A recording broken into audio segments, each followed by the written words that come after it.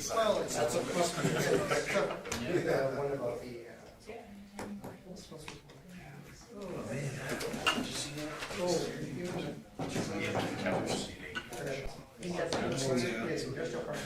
Oh, you get this way. Anytime we do flicker, we went. I don't know. I've never made a bunch that kind of and I got it.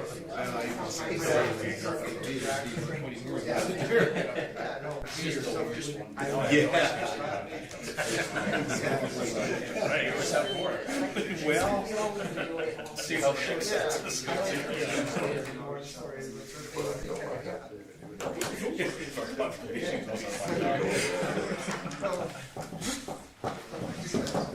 So Cole, you showed that picture of you in a shirt, suit and tie with all you guys from high school. What's that, sorry? I just wondered if you shared your photo with the shirt and tie to see if anybody, the old days recognizes you. Well, Chris Lovich watches every council meeting, so he's the only one probably would know. And we're live now, so you know he's watching it. Yeah, it's 7 o'clock, so we'll call the meeting to order. Any additions to the agenda? Not some wish to move it? Judy? Okay. Any discussion on Judy's motion? Hearing none, call the question. All in favor? Anybody opposed? Seeing none, carried unanimously. Moving on to the minutes of January the 9th. Any questions, errors, omissions? Not entertain a motion. Barbara? Any discussion on Barbara's motion? Hearing none, I'll call a question. All in favor? Anybody opposed? Seeing none, carried unanimously. Okay, we have a couple of presentations, but the first one is the Vulcan County Health and Wellness Foundation. Hugh and Mr. Hutton. Thank you, Tom, Town Council, for giving us an opportunity to come and provide you with an update of what's been happening with the foundation. So on behalf of our chairman, Scott Mitchell, and all of the trustees, thank you. And a special thanks to the council's representative, Barbara Moore-Coffey, for all of the contributions that she makes to the Health and Wellness Foundation. Your time and efforts are much appreciated. Thank you. Now, introduce our two colleagues on the side. Gail is the brains of the operation. Without her, I'm not sure where we would be. Gord's the quiet one. And Hugh will take the lead on the rest of the presentation. So, thank you. Thanks. Yes, like Glenn said, thank you for the opportunity to speak here tonight, to update you on our activities. We've been undergoing what we call a promo tour, for better words, going around to different organizations in the town and in the county. We've been to Arrowwood, Milo, Champion, and we've got Carmen Gail Bowman coming up, and of course we've been to the Kinsman. I'm afraid you guys got to hear it all again tonight. The Canets, and we do have the Lionettes at the end of the month, and of course the Lions later on. It's been one of our problems has been communication. So that is the whole purpose behind this, is basically just to get out there and talk to you, get questions and feedback from our donors and from you guys. The foundation has adopted 3 core pillars. Pillar number 1 is enhancing healthcare facilities. Obviously, the expansion of VCHC was a major achievement to enhance primary healthcare facilities located in Vulcan County. Why don't you get up and walk around? You're not going. I'll stay here. But anyway, that is one thing that we really want to thank you. Enhancing our facilities. If it wasn't for our municipal partners, we wouldn't have been able to undertake this and actually build that expansion. And that's one of the things we wanted really to do tonight, was thank you. And hopefully continue to support in the rest of our endeavors. It's important both for the town and the county that healthcare facility is maintained and continues to grow and it improves your projects and it improves us. And also, we believe that the expansion of the health center will assist the community's efforts to attract and retain physicians, nurses, and other healthcare professionals, ensuring the sustainability of the Vulcan Community Health Center for the next 30 plus years. Earlier this year, late December, early January, we were actually approached by Dr. Motiuk from Radiology Associates in Lethbridge. And he was actually having trouble achieving or trying to bring ultrasound to the health center. So he was having trouble getting a lease agreement. And so he approached us, and we played a significant role in securing that agreement. And so now we have ultrasound at the Vulcan Health Center 2 days a week, and they're looking at maybe expanding that to 3 days. So we were pretty pleased with that we were able to bring in extra into it. The next thing, providing funding for our latest technological advances for the healthcare facilities. Your donations to the foundation helped us purchase what is called Rescue Annie. It's a $25,000 advanced skilled trainer simulator for the Vulcan Community Health Center. This thing is amazing. They can practice everything from intravenous into the bone marrow, even the eyes. It'll simulate pupil dilations and then of course heart monitors, and everything that's connected to it is actually stuff that those machines they use in ER. So it's pretty amazing machine, and hopefully once things kind of get caught up and settled around and stuff, we should be able to use it for training for even community organizations and groups. Also, we were able to purchase two specialized patient transport chairs for diagnostic imaging, physio, and occupational therapy departments at the health center. The next thing that we were able to do last year, and this was actually a very exciting thing that took place, was the purchase of 7 auto pulse resuscitation systems for the county. So every fire department in the county now has one of these there, and there's also one in Doug Hedrick's truck. These have been deployed. Can't always say that they're successful, but it has really been a boon to our first responders. Can you imagine being there before they were there in place? And so the protocol before they were there in place was there had to be 5 individuals to perform CPR before it could be started. That wasn't always the case, that there was always 5 available. So do you start with a lesser number?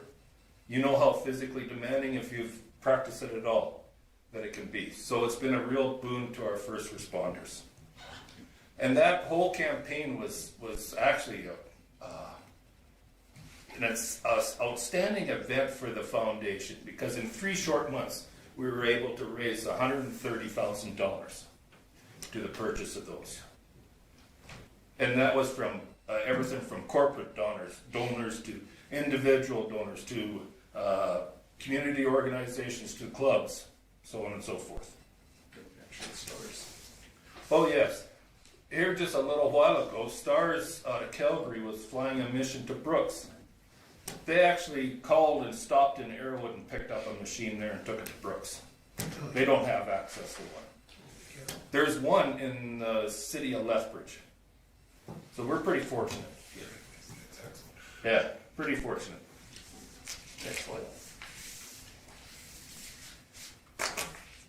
Pillar 2, wellness programming.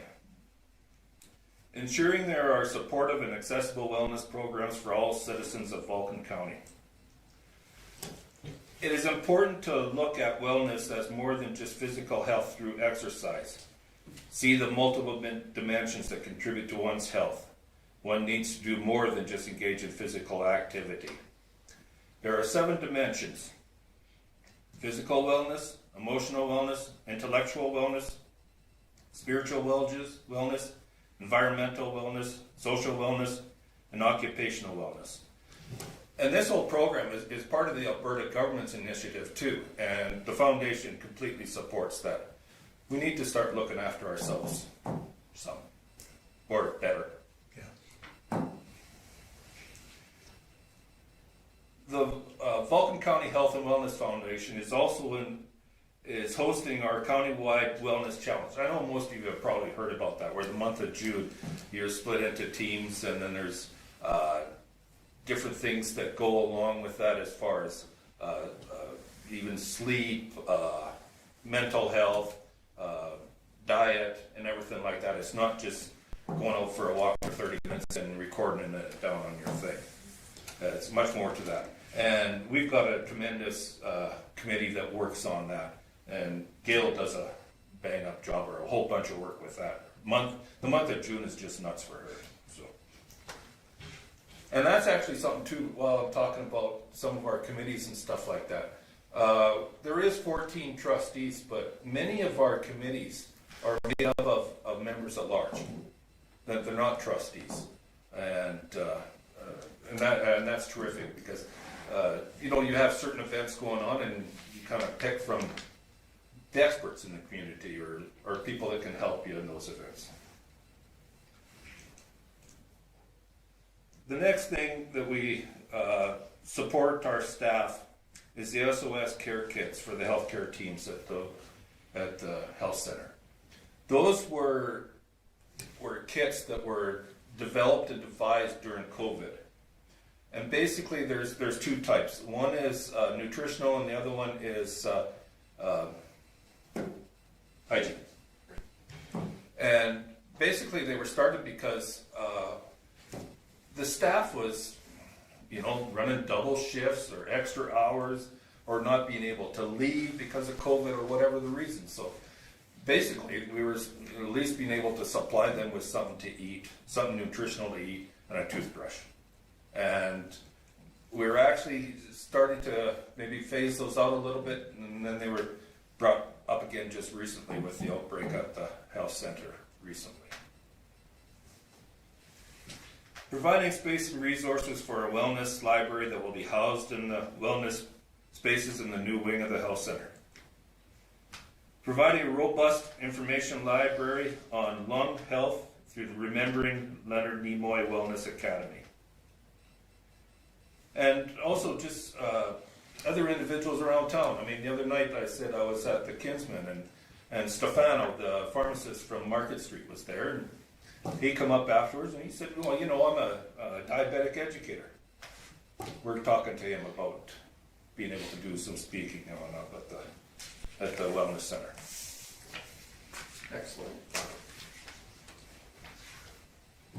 The third pillar is education. Every fiscal year, the foundation budgets $6,000 towards bursaries for our healthcare professionals working in Vulcan County. I've got some examples here. Naomi Markert, RN, BSCN, took a course on trauma nursing, a trauma nursing core course. Ashley Stopersky, a healthcare worker, taking courses with the goal of becoming a registered nurse. Vulcan County Volunteer First Responders, Samantha Suter, First Responder, Primary Care Paramedic Program. Vulcan Regional Victim Services Volunteer Advocates, Cynthia McNeil Burke, Vulcan Regional Victim Services, First Responder to Sexual Assault and Abuse Training. Vulcan Extended Care, Alana Swift, Care Aid Provincial Equivalency Assessment Certification. So that's the three pillars that we work towards all the time. Moving forward, phase 2 of the renovations for the Vulcan Community Health Center. In particular, increasing the space for laboratory services and radiology department. And also on behalf of our donors, addressing the limited space for palliative care. As you are aware, that facility is owned by AHS. they operate the Vulcan Community Health Center. With that being said, the foundation is adamant that we are going to promote and lobby for those renovations that were promised to us. They were promised to us 5 years ago? Whenever Doesn't matter. negotiations started. Yeah. Now, of course, COVID changed things there, and of course, changed staff in AHS. But it is the promise of the foundation that we will continue to work towards enhancing that. We will be providing county residents with access to guest speakers, workshops, training sessions on a wide range of health and wellness topics. The foundation will continue to support the purchase of technology that enhances the health care outcomes for all residents of Vulcan County. One of the other things that we are working towards too is, as of right now, the hours for the health center are 9 to 4:30. We kind of believe that that's a waste of that space. So hopefully we can build on that and maybe run it from 7 o'clock in the morning to 10 o'clock at night.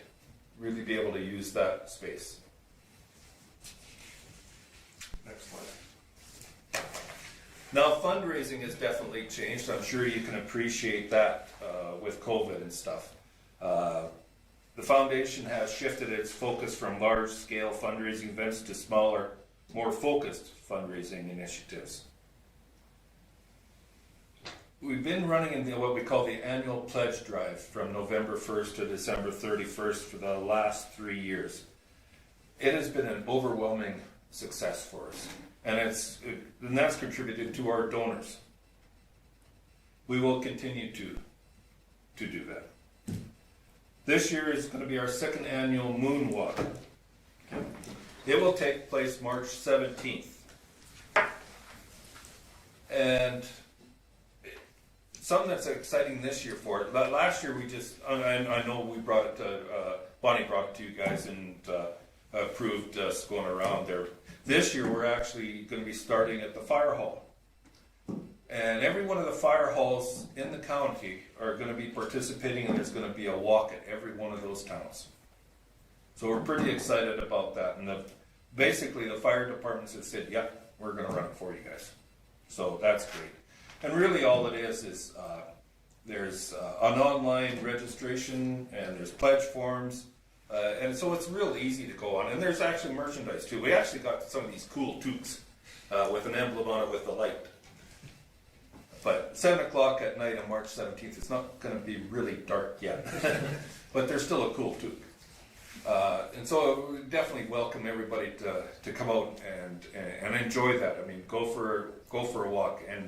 And we're not really making it a full 5.5K around the whole walking path. We really don't care if you just go down to around the camp kitchen and come back to the fire hall. You know, we just want you out there. Come back to the fire hall, have some conversation and a hot chocolate. Yeah.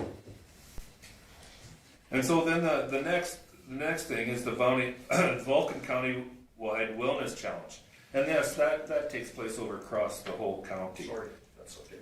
And it's not really a fundraiser per se. There is a cost to it, but it's more just being able to host that wellness and to be able to have physical activity, mental and emotional health, good nutrition, proper sleep, and secure social support networks.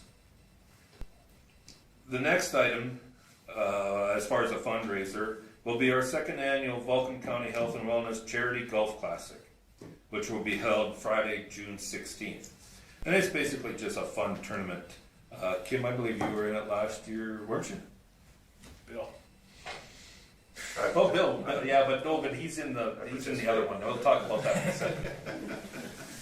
Yeah. And I know Judy was there, but she was working for the golf course, which did an amazing job for us. There was a few issues beforehand, but they really stepped it up for us. But anyway, it's just a fun tournament. $125 registration fee, and basically you're going to get your breakfast, lunch, and a prime rib dinner. And last year we issued a $75 CRA tax receipt for that. So I think that's the very first golf tournament I've ever been in that I got a tax receipt for playing in it. So the next one, actually, it's great that Bill's here tonight, is the 24-hour golf challenge. There was 8 individuals that went out and golfed for 24 hours, and they raised over $18,000. Now, most of the money from the charity golf classic and the 24-hour were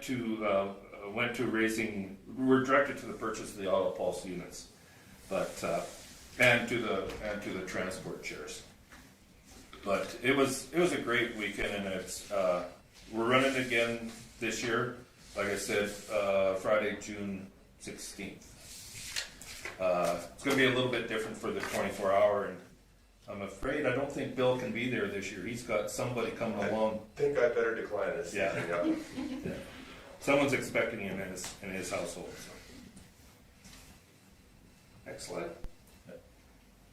The last thing I want to mention is the executive committee of the foundation is actually forming a new committee, and it's to secure sustainable funding through legacy and planned giving. Legacy giving refers to donations that supporters plan to give to your nonprofit after their passing. Legacy giving is also commonly referred to as planned giving, as donors often plan these gifts years before they are distributed to designated parties. Legacy and Planned Giving Advisory Committee that we are just newly forming will be members from the foundation, and again members from the community. This committee will be charged with preparing and implementing a comprehensive legacy and planned giving program planned for the foundation and stewarding. Willpower. This is a Canadian online company that makes it easier for individuals to plan how they wish to bequeath funds to the charity of their choice. Like most Canadians, you've probably spent a lifetime contributing to a cause that's close to your heart. Now imagine making a bigger contribution than ever thought possible, without using any of the money you need during your lifetime or significantly taking away from your loved ones. You can have the best of both worlds with a charitable gift in your will. Now that pretty well concludes our presentation. I'm sure I probably forgot some stuff. No? Anyway, but any questions, and we'll get out of your hair. So is the foundation doing a little bit of a writing campaign to our MLA and some of the other people about the upgrades to the facility, or? Well, You can see this. that is more of a question for AHS. Well, I think that it isn't. I disagree. I think that AHS made us a promise to this community that they were going to keep this facility up. And they made a promise to the lab and the X-ray department, which the lab is so close to being lost because of accreditation, because of the space allocation. Not because of the staffing, not because of the numbers that they're doing, it's because of the space allocation. And I think it's about time that us as municipalities get behind the foundation and our local facility and start either writing in AHS or, I don't know if demand's the proper question, terminology, but start and put some heat on them to say it's about time that they did their end of it. You know, the community raised, through you folks, raised the funds to start that process and have held up your end of the deal, and yet AHS is lagging. And you can sit there and not say anything, which is fine. As a politician, I'll say what I think, and I'll pay the repercussions because of it.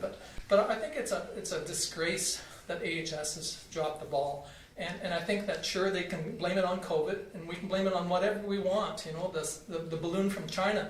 I could care less, but I think it's about time that we as municipalities support the foundation by putting pressure on our other politicians and saying we need this to happen in our community before we start having more problems getting staff.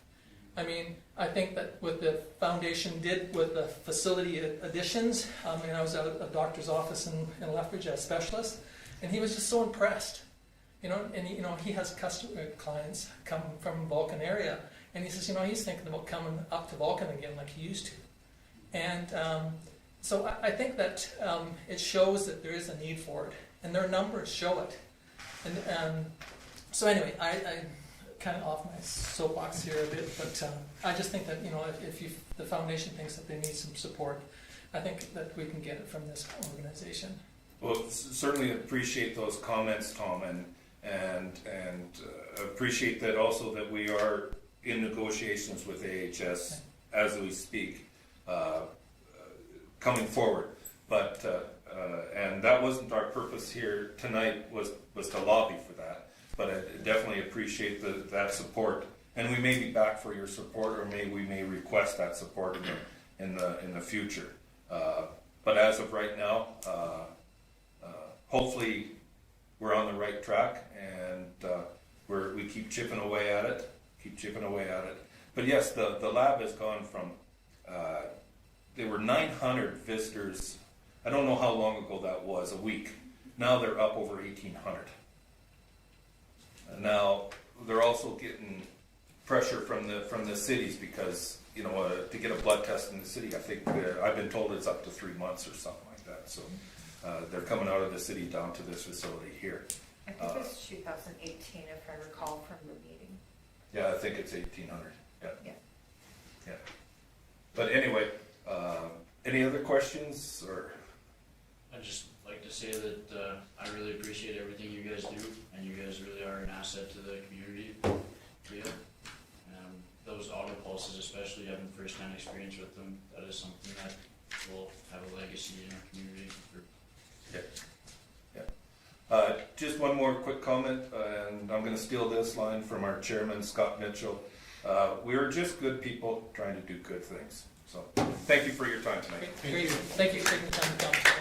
Appreciate it.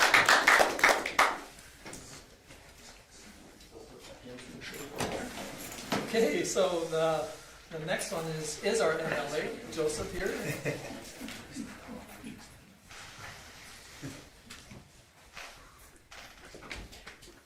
So,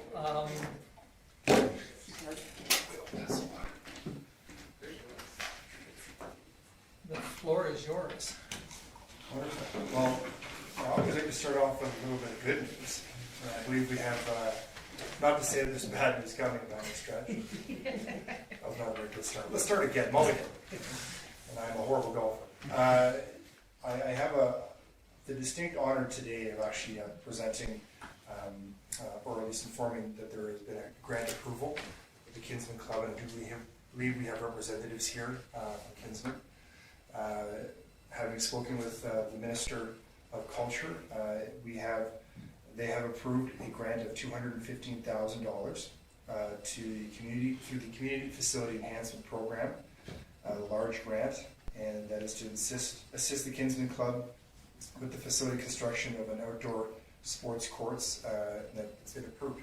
And so this is a wonderful part of my job, that I get to come out here and support small communities with these kinds of grants, because if you're looking to attract families into small communities, which we need to do in order to survive, and rural Alberta always punches above its weight economically, we have to have facilities to do that.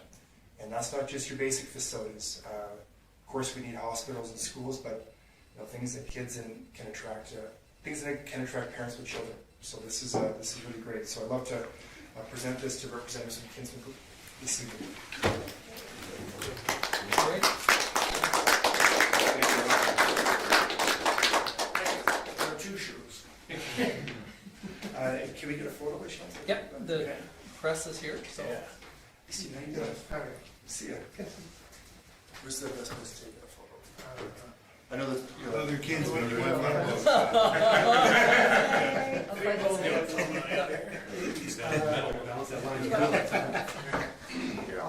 stand in the middle and they can. Oh, yeah? Yeah. Yeah, just. That one. Palmer did.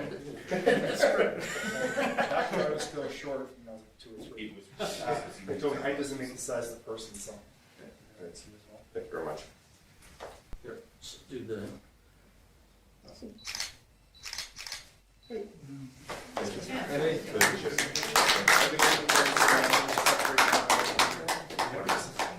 Was really happy to have you know that and stuff. You guys did a great job for this, and looking forward to this stuff.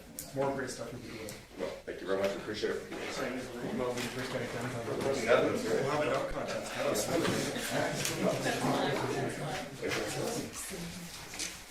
Thanks, David. Thanks, Tom. Thanks for your time. Don't stop at the bar on the way home. Mr. Stan, Gordon?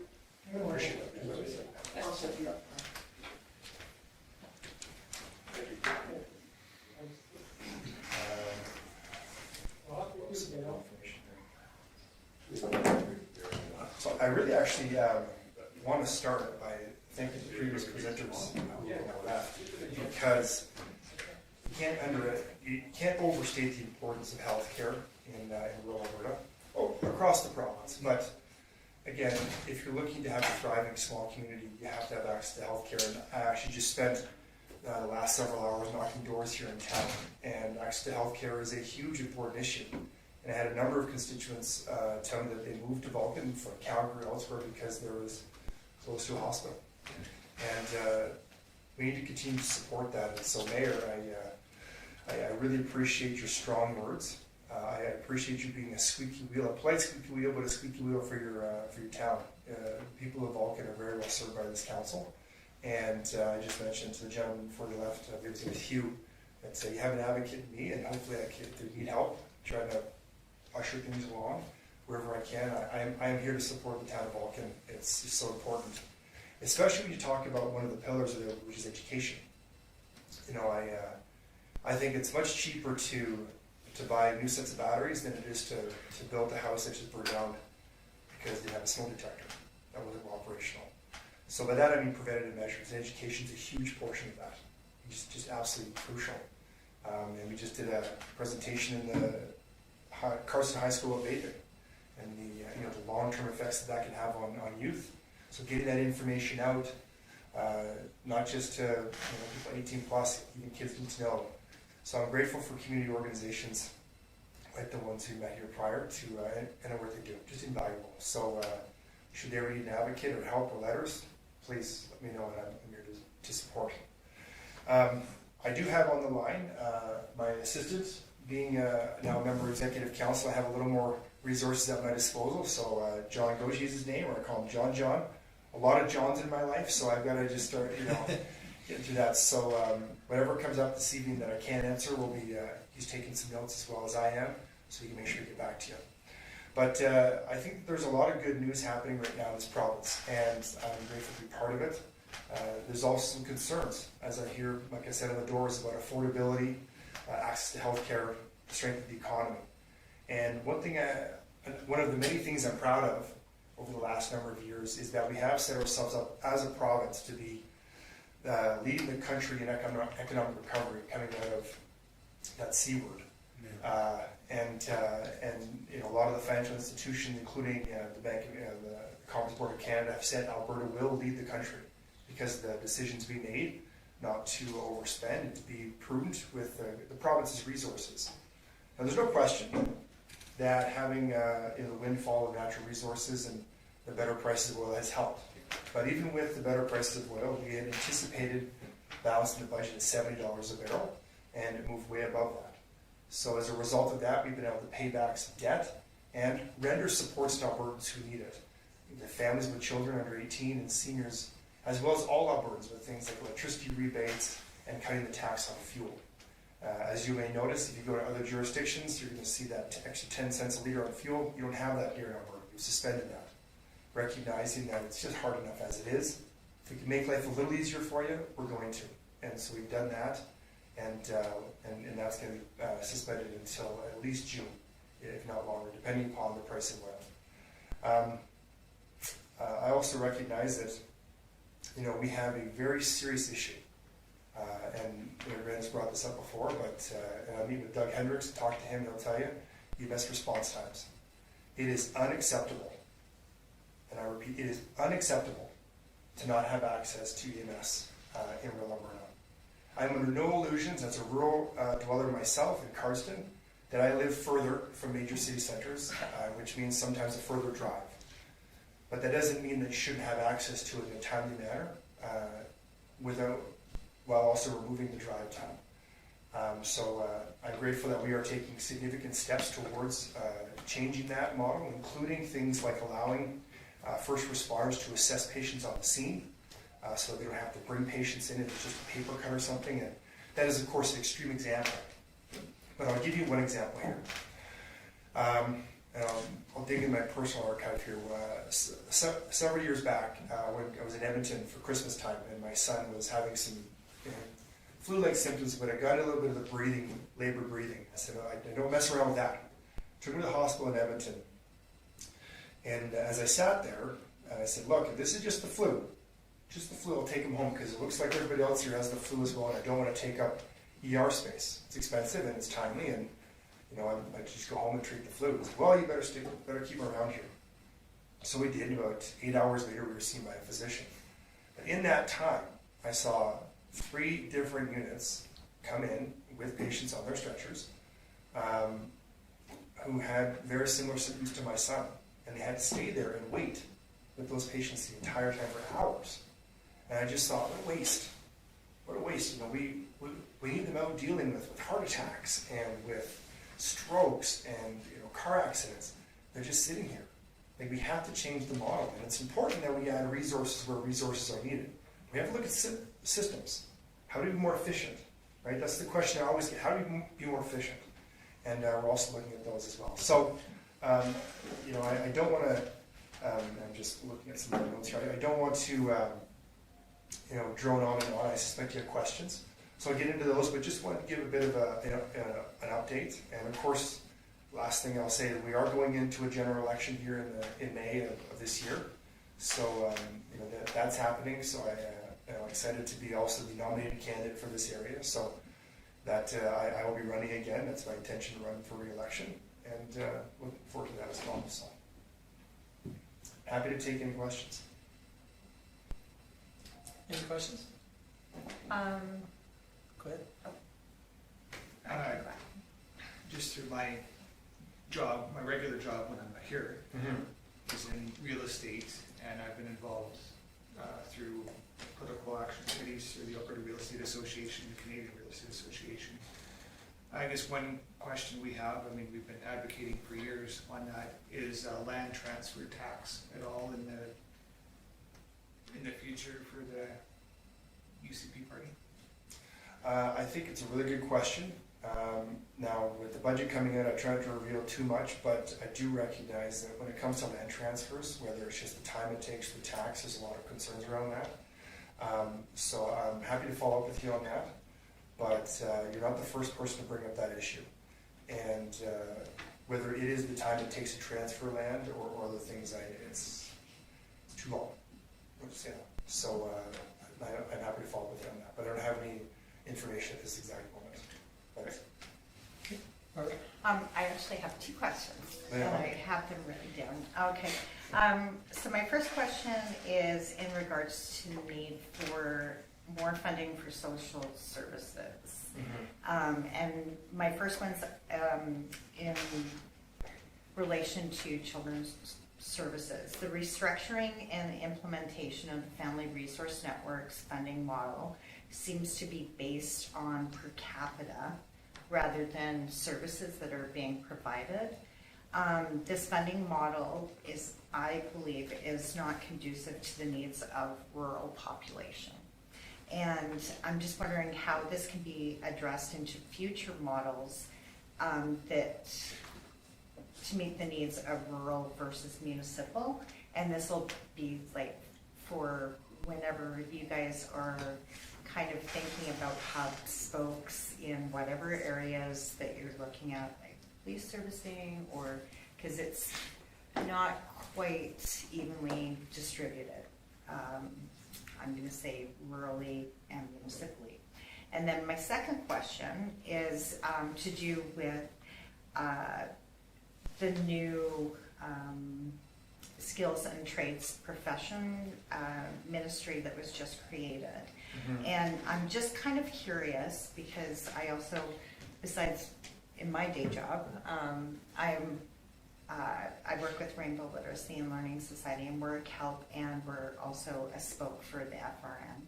And so the Community Adult Learning Program, which I think is an amazing kind of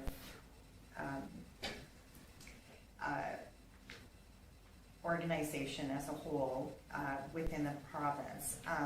We were always under advanced education for a long period of time, probably about 35 years. This past year, we were moved under Foundational Learning Assistance, which was the FLA. And then the FLA, the CALP, and the Apprenticeship Delivery Support Services were then moved under the Skills and Trades Professions. And basically my question is this a good thing or a bad thing? Because to go into a new ministry that's being created, I'm just curious as to why they created a new ministry. No It's one really- yeah. seems to completely understand. It's mostly a procedural thing.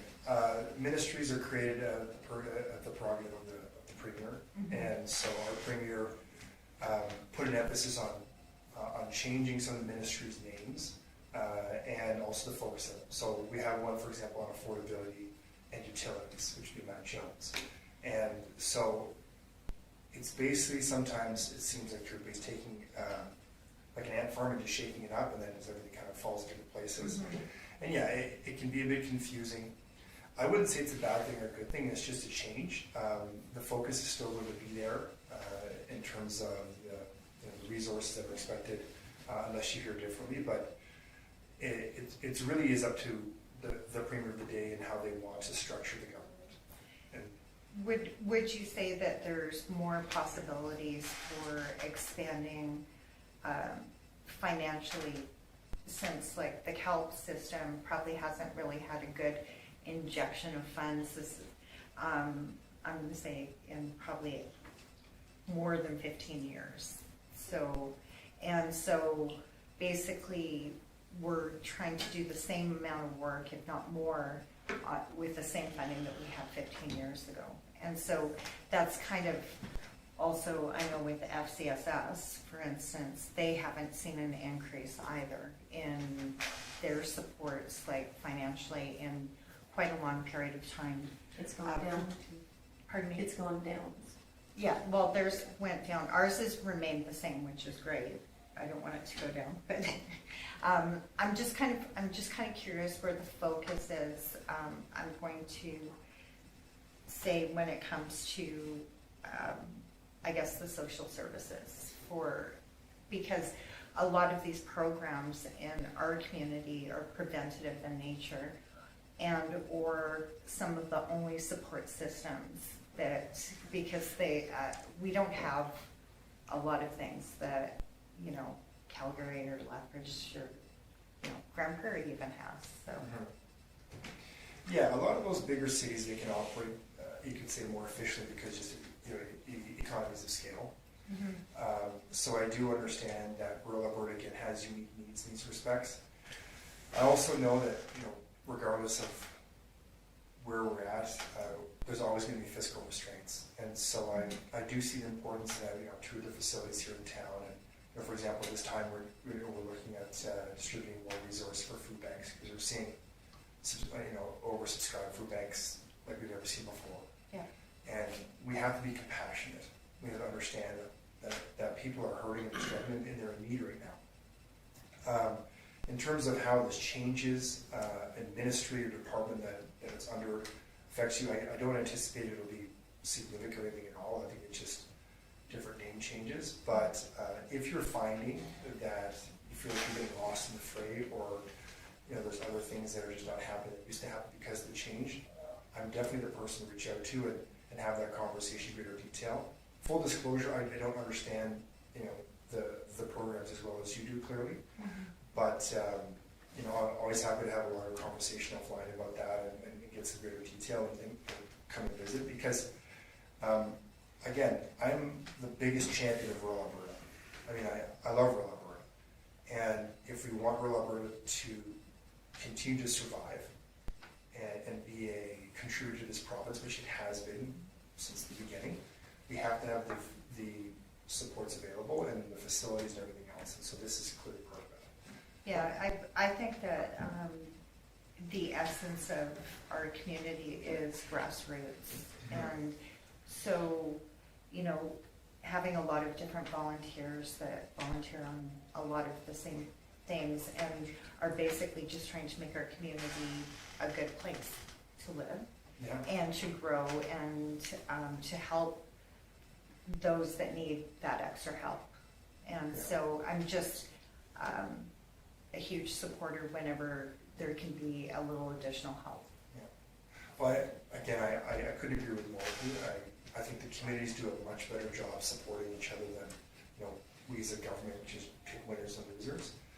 But in order for you to be able to support each other, you have to have some help there. So again, happy to kind of dive deeper into that with you and kind of go into greater detail, because I don't understand the file well enough, but it is important to me that we have those supports. Okay, Richard has a question. Just one thing, I was in a meeting with Palliser School Division last week and with the joint use agreements. All the schools are owned by the government of Alberta now. The problem that we see in our community is simply we have a lack of facilities to take some kids after school. So some of the case I'm thinking about right now is at the elementary school, the Lego club, and something happened. I'm not going to go into it, but it got very contentious. And so in this meeting, I said to the fella, and I just can't think of his name right now for the life of me, but anyways, he said, you know, the schools are owned by the province, and you know, so but I was trying to stress the fact, and you just kind of brought it up in this conversation. There's a difference between city and rural, and I stress that is, in the city you can go to one of 20 places. In the rurals, you can go to one or two.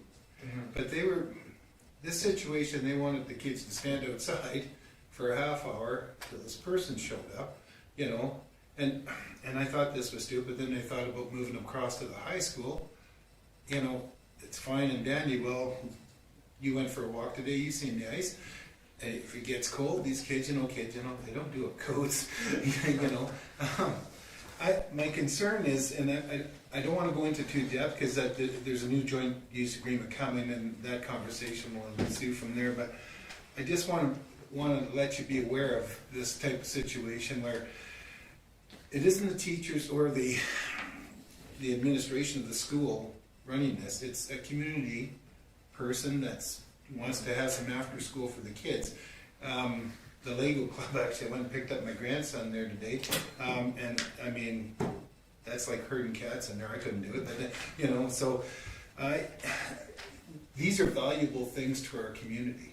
I mean, there's 30 kids there, and there's another, if I remember right, 15, 20 kids wanted to get in, and something, when this comes up, I would like to be able to reach out to you because I want to talk further about this because I got a feeling where it's going, and it was a very good meeting. You know, it was very respectful on both ends, but I got a feeling because of the way the legislation is put out provincially, we might not have a choice but to go with that legislation. But I made the comment, I said one thing about legislation, it can be changed, and so there might be that. I might be coming to your office on that discussion, you know. Well, so that's all I really got to say on it. How about you all spare the trip down to Cardston? Oh, it is beautiful. Yeah. And I'll come and chat about it because these are the kind of programs. People move to rural Alberta and they bring their talents, right? You have unique programs you'll have in Vulcan, you don't have in Cardston or in Milo or something else. So, kind of, I think the details, you know, are a little bit vague probably by design, just given the nature of the conversations. But really happy to chat about that. Yeah. I'll just bring that up when it comes in, and I'll let you know either way. Yeah. Thank you. Great, thank you. You have Just a quick comment. I'm grateful that you've acknowledged that there's maybe some tweaking to be done within our healthcare services and whatnot. There's some, I guess, an acknowledgement that things can always be better. We were frustrated with our ambulance service, obviously, like most rural communities, and I think we've seen an improvement, have we not, to my knowledge, in the last few months. You can say that. Yeah, so it's kind of refreshing to hear that there's an acknowledgement there, and you know, It's fixed for us, but not for everyone else. So we have at the expense of our neighbors. At the expense of our neighbors.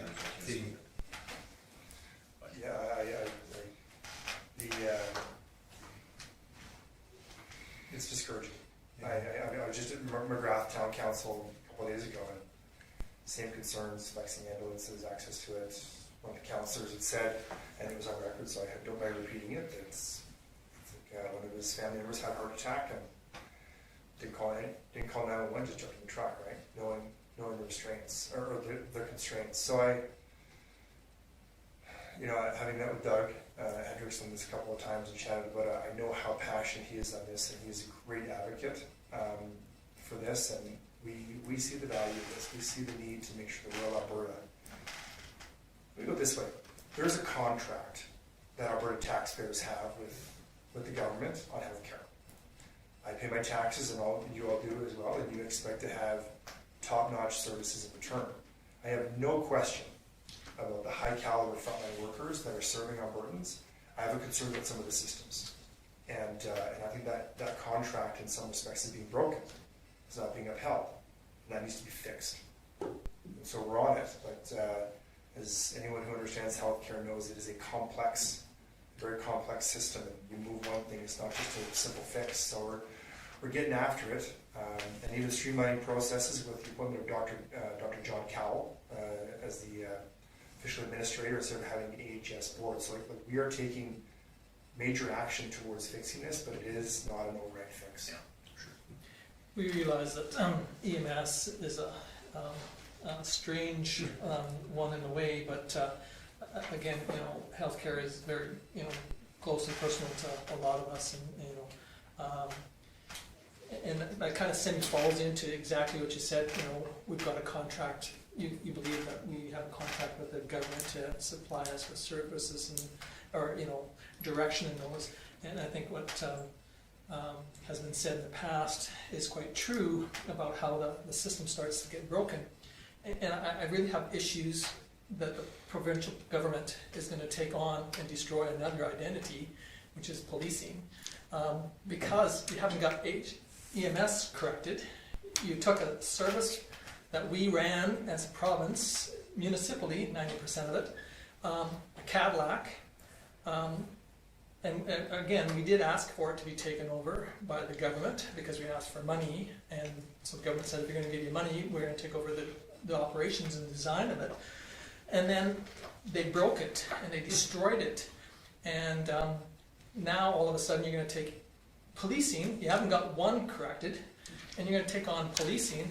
Instead of saying we're going to increase our sheriffs or increase our process, instead of just taking the whole thing over, and now I'm breaking it because I don't have any faith in any provincial government that's going to take over the policing after what they did to our EMS.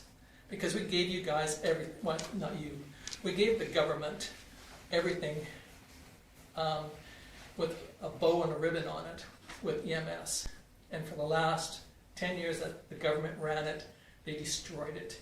And most of us are scared spitless about what's going to happen with policing.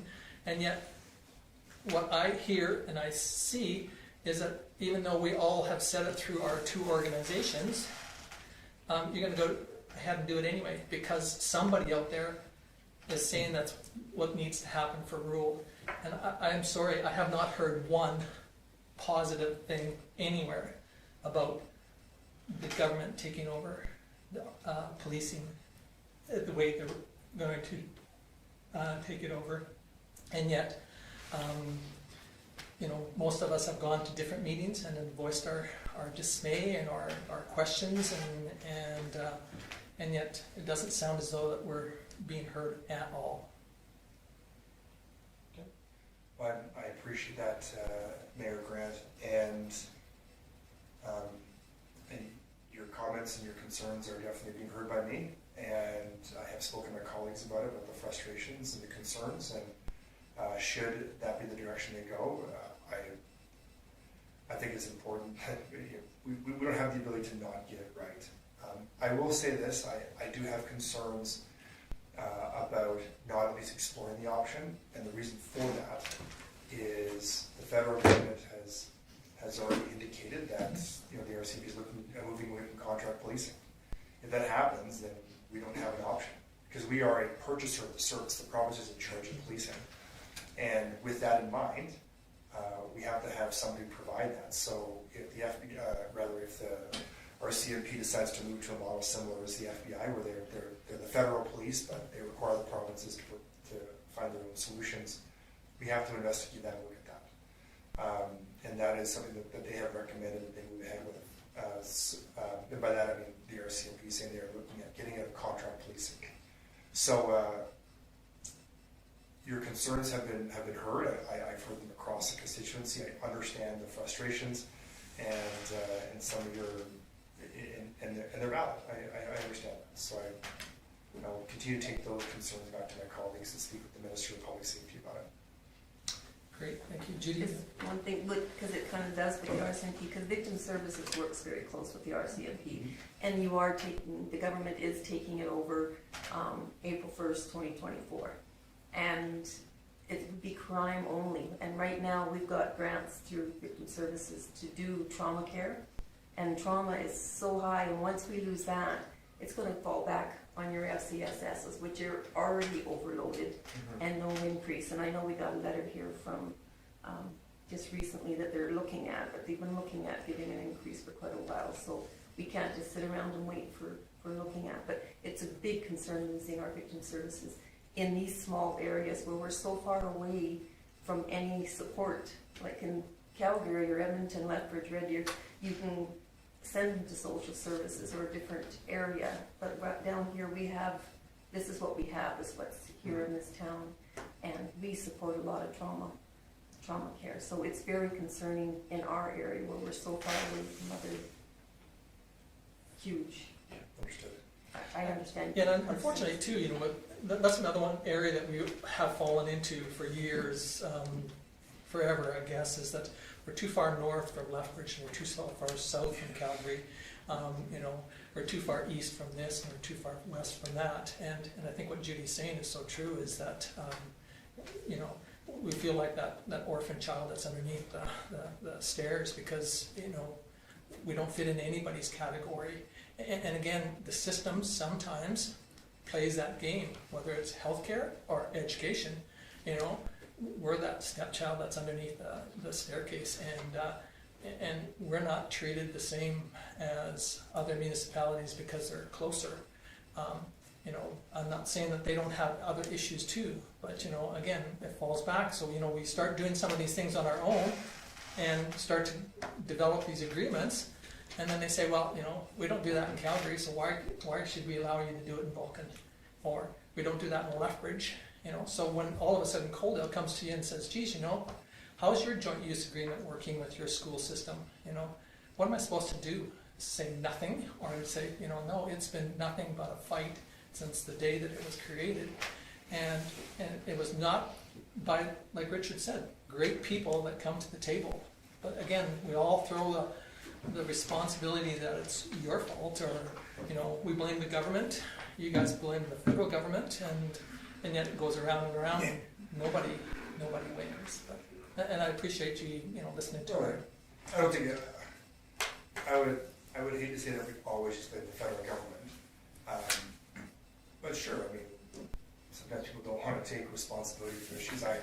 I'm here to face the music regardless of how you feel on things. But I do not believe that a one-size-fits-all solution. I just don't think it's the case. You have a province that's 4 million people in it. It's growing significantly because of what we've done as a government, I think, in the last couple of years. We're seeing major investment in all kinds of industries. That's going to require support. And we're also seeing people are moving to rural Alberta. They can work remotely. And I'm seeing it in my own town, and I suspect you're seeing it here in Vulcan as well. And so, you know, I hope I've been clear that if there are specific issues where you feel like you're falling through the cracks, you feel like you're not being treated fairly, that you can reach out to me. I mean, you know, Mayor, you've got my phone number, we can chat about these things. But no, because it doesn't work or wouldn't work in Vulcan the same way that it works in Calgary is not an excuse for not doing something that will add value to the community. As long as we can, you know, have the resources for it, whether that's time, talent, or what have you. So speaking of real generalities here, but if there's something in particular, I'm all ears to help and elaborate. That's why I ran, because I want to make sure like places like, you know, Picture Butte and Vauxhall and Cardston and Vulcan didn't get left behind when much of the attention is going to the major city centers. I think that the model, the hub spoke approach, which is going to happen with the victim services, that theoretically would happen with police services, that's not great for rural, because the hub always seems to be out High River running along the foothills corridor. Meanwhile, we have our 5,000 square kilometers of Vulcan County to try and manage, you know, and if you have to get somebody from High River to come out here, you're still waiting 45 minutes just minimum just to get to Vulcan. How long does it take to get to Lomond? How long does it take to get to Queenstown within our county? You know, so it's like it doesn't, it's not logical as a rural community, that kind of approach. On paper it looks great, and I won't deny that. I think it looks fantastic in certain things, but in the reality of things, it doesn't work. Because it would be like saying your hub is Lethbridge and they have to drive to Cardston. Which way do you drive? Which way's the fastest way, right? You know, we all have our favorite shortcuts to Cardston, right? So, There's lots of ways to get there. Yeah, but it's still, right? Well, anyway, we've bombarded you with lots of questions and lots of things. Sorry, I'm not asking anything, I'm just commenting. I just want to say that I am very happy that it does seem like we've got some recognition with this, with the whole Alberta Health Services crisis. And I just want to see it to continue. Now that everyone has seen that you've made some changes and you guys are paying attention, I just want to make sure that you keep on. Yeah. I really appreciate it. I didn't jump in that dunk tank for nothing. Yeah. I'm there for change. Yeah, and again too, you know, I think that's, you know, and again, you made the comment earlier that, you know, in May we don't know what's going to happen. I'm sure lots of people have philosophies one way or the other, and I know that that's not what you're here for today, but you know, we appreciate what the government has been trying to do. We appreciate that, you know, you guys still have a great open door policy, which, you know, I've been involved in politics long enough to know that lots of different groups have never or have had that philosophy but never fulfilled it, you know. And so I hope that you, I guess I'm just saying from personally, you know, I wish you the best and hope that we don't see too much change in direction, so that we don't see the change, so that it comes that it affects us for another 4 years of I don't look good in orange. stalemate. And what you do look good in is the red and black jumpsuits. Yeah. I gotta say, I go to a lot of parades. And every parade I go to, you guys, you show very well, and you always have that great float. I'm thinking, I gotta up my float game. I just gotta do it, but it always seems like it's, you know, not enough time. But I get it, and I think that's one of the frustrations, just the realities of government, right? Like you have change every 4 years potentially, or every 8 years, or whatever, or what have you, and so sometimes it's minimal changes, sometimes massive change in philosophy and spending, and so it's hard. It's hard to work together, but I recognize that the best I can do is be here And I came here a couple weeks ago, and there was no meeting, and that was on our schedule, so I called the mayor and I said, look, when's the next meeting? I put it in my calendar right now. And then of course I'm driving to Edmonton tonight. Well, we appreciate that, so But we, it's important to be here, I want you to know that, because what happens here matters to me a lot. And it's, I put the miles in the vehicle because you need to be there. That's why I come to you, like I work for you folks, you don't work for me. I think that's the reality of this job, and I treat it that way. So thank you for understanding and for your patience, and I look forward to hopefully many more years of that service as well. great, well, thank you. Thank you. Yeah. Thank you very much for Drive taking the safe. time to come. Yeah.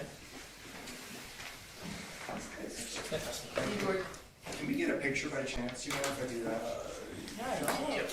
I actually never take Should wear pictures of. uniforms. Oh, and I have another thing. Can I get a pair of stock ears again? Yeah. My daughter loved those last pair. She wants a pair. Oh, You wanna do it right in front again? Sure, come on back up here. While you're walking in there, you want to feel that way. I was gonna say, I don't know where all these, uniforms came from. We should be the mayor. I'm gonna stand by the women, so I I'm got also you. short.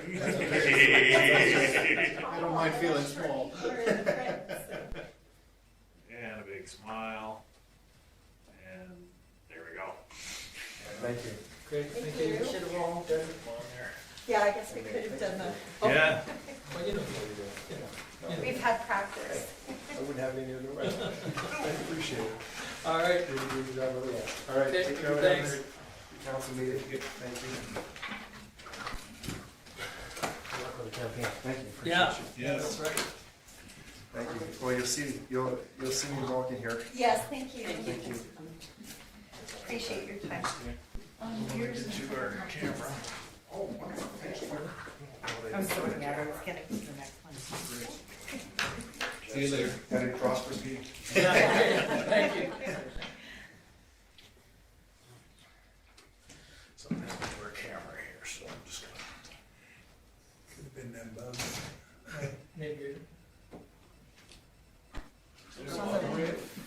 Joseph probably hit his head on. It's been going off and on, like, running in circles for a while. Okay. There was two. I don't know what's. It says near. Is the camera on top of the, Is it muted too? Because it says tap two. It looks like it's pointed, right? yeah? That's the. It was working. What was it start off with until, It My isn't, whole yeah, I was finger- gonna say, is it backwards? Because it looks like it's taking a picture of the wall. It's facing down now. Yeah. Oh, Yeah, you're doing I that. can control it. not yet, we don't have anything. It's just out of focus. Yeah, and it auto focuses, so. Did you turn autofocus off on accident? I didn't touch it with the issue. I don't know when it happened. No. I think it happened as soon as we got up. Yeah, because it was good Yeah. until we started. Shut something. Shouldn't have, but Can you shut it off and turn it back on? It can, but it may That's stop, always the best fix. it may stop our recording. well, it says tap to unmute, so we must be muted now, aren't we? Nope, I mute here. Oh, that's on that's the, That's nothing. yeah, that's just the recording, so. Anyway. Okay, well, I guess we'll carry on without a recording, maybe just a verbal one. They may be able to hear it, Maybe so. they'll hear us instead of see us, but anyway, thank you everybody for persevering through those two delegation presentations. I didn't want to cut either one off, I thought that it had great information to bring forward, so a little longer than we anticipate, but anyway. We'll move on to correspondence. So the first one is 5.1, the Royal Canadian Mounted Police. We've got their stats, quarterly stats. Is there any questions, concerns that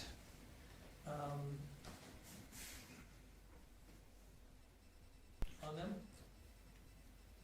Okay, if not, we will move on to the next item, which is the ice buildup on sidewalk at 510 2nd Street South. which is similar to a lot of the sidewalks and streets around town. And I know the town crew have been trying to alleviate some of that water problem, but unfortunately, it's not as easy as a person thinks when you get a snowstorm.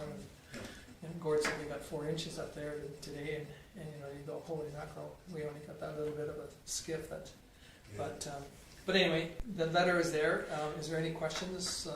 I just wanted to mention to Council Stu wanted me to pass along one of the issues that was with that. Of course, we were able to get up there right away when the complaint came in. One of the biggest issues in there is there's a couple of vehicles that will not move up there. Most of the time when we're trying to do work of that nature, people will come out and move their vehicles and allow us to, like when we're trying to cut next to the curb, those sort of things. There's a couple of vehicles in there that we may have to, if we don't get some cooperation soon, we may actually have to send Gabby over to have a conversation. Yeah, that's one of the biggest driving factors along trying to get along the curb. I think that the town has been doing the best that they can, number one. But number two, some of the sidewalks, like I know in front of our house, our sidewalk's lower than the street. Yeah. So all of the flooding from the street comes onto in front of our sidewalk down our front walkway. And, you know, we don't have a hose to get the water out because it keeps coming. So, and it keeps icing, so I don't think there's much to be done until it actually, all of the ice melts. Yeah, and unfortunately too, you know, we pride ourselves on having the beautiful trees, and unfortunately, you know, the shade from one side of the street to the other, like, you know, whether the north side of the street or the south side of the street, and I think that you're right. It's unfortunate, but there's very few sidewalks, like, you know, and you guys can attest to the ones that walk in the mornings or walk that don't have some degree of flooding issues, and I don't think it's something that, you know, we as a town can ever deal with other than, you know, building on a hill and you know, making sure all the water runs completely away. But even on some of them too, you know, in some of the areas, like even up in Whispering Creek and Whispering Greens, you know, have fairly good, you know, it's not coming in their houses, but yet, you know, their gutters are full because Mother Nature should pick on Mother Nature, but Mother Nature, freeze thaw, just hasn't been enough thought for the freezing. So, but anyway, is there any other questions on that one? Okay, we'll move on to the SouthGrow report. Hopefully everybody has had an opportunity to read that over. SouthGrow is good enough that they send this out on a monthly basis, and so talks about, you know, some of their goals and some of the things that they're doing. So, and any questions on SouthGrow's report? Okay, moving on from that one to a green shirt day. So we received 2 of these. One's a green shirt, one's a purple shirt, and an orange shirt, and I'm not sure what other color shirts we're going to get here. But anyway, is there any questions or? For the question of whether we can light up the tourist center, because that came up on both, we don't have colored lights outside, just the ones that change on a controller, and we can't isolate one color on those. As I'm sure many of you have driven by, and sometimes they get out of alignment to one color or the other. So, right now, we don't have the capability of lighting the facility in a different color. And there was one of them that was asking for a donation. Proclamation is the next one. Okay. Yeah, the Epilepsy one has asked for a proclamation. And when we do the proclamation, Go ahead. when we do the proclamation, we just post it on the website, if that's something council would like to support. So what is your request with this? On 5.5 for epilepsy, there's a ask for us to declare March 26 marks Purple Day, International Recognition for Epilepsy Awareness Day. Sorry. And for this one, it was to see if we would light up the track station on April 7th, Oh, and we don't have the capability to do it in green. okay.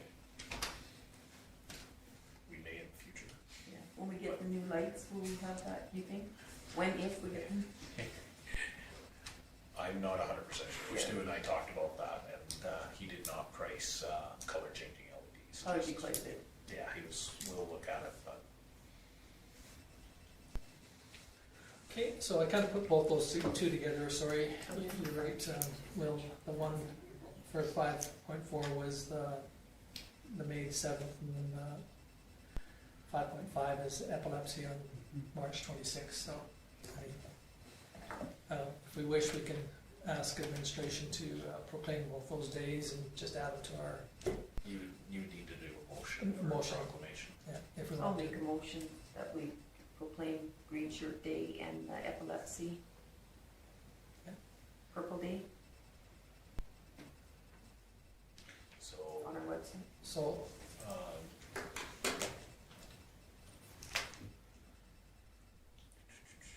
so April 7th, 2023 This is is Green Green Shirt Shirt Day for, What day is that? It's gonna be a council meeting day, we'll all have to be in green. That's on Friday. And March 26th for, in March 26th. so, It's- 7th and a proclamation on the other one. So Judy's moved that we declare both these days. Any question? Just what kind of notice would we put out to businesses in the town? Because I know there is one business in town where they can change the color of their lights, just flip the switch quite easy. It might not necessarily be a business that everyone would associate with that, but I mean, it would at least give them the opportunity if they want to take part in that. Raise the question. Short of doing the proclamation, posting it on our website, it's about all we do, so I don't know how we would reach out to individual businesses. I mean, it just, if the town, We could put it on Facebook. Facebook, and then it can be shared that way. Life in Vulcan. Sure. So do we have any other questions on Judy's motion? Hearing none, we'll call the question. Those in favor? Opposed? Hearing and seeing none, I'll declare it as carried unanimously for those two. Okay, moving on to 5.6, which is the Farm Safety Center, Farm Safety Smart Education Program. We receive this every year, and generally the conversation around council falls on more on the county side on this with the farm education. Yeah. So we've always just accepted it for information. Yeah. In the past, but I know that there, in years past, the UFA used to get involved. I know Paul used to always bring up that UFA, when he worked for them, participated in farm safety because of their nature of their business. So I'm not sure if they still do or not. There was nothing in there that talked about any businesses participating in that. But anyway, any questions or thoughts? Okay, then we'll move on to SEWA. So SEWA has a media lease and then also their summary of the evaluation report. So hopefully everybody's had an opportunity to read that we did pick a preferred candidate out of Switzerland. And of course, there's been people that have been volunteering to go in a suitcase if we're gonna get asked to go to Switzerland. view their products. But anyway, it's good news. It's one step closer. So you're not going to Switzerland? I have no intentions on it. But I could go with Joan. yeah, yeah. Just trying to help you I didn't go with Joan on the holiday. I'm not sure why I'm going on the holiday. Not good when you stop getting invited. Yeah, that's right. So anyway, that's just kind of, we sent it out to 220 different, people and organizations. So hopefully, and we've had some positive. Well, we've had no negative about it so far. So that's really great. So, That's an exciting step. okay. That's an exciting step. It is, now we're into the, writing a memorandum of Agreement for things like inspections, all those things we had to mention, Vulcan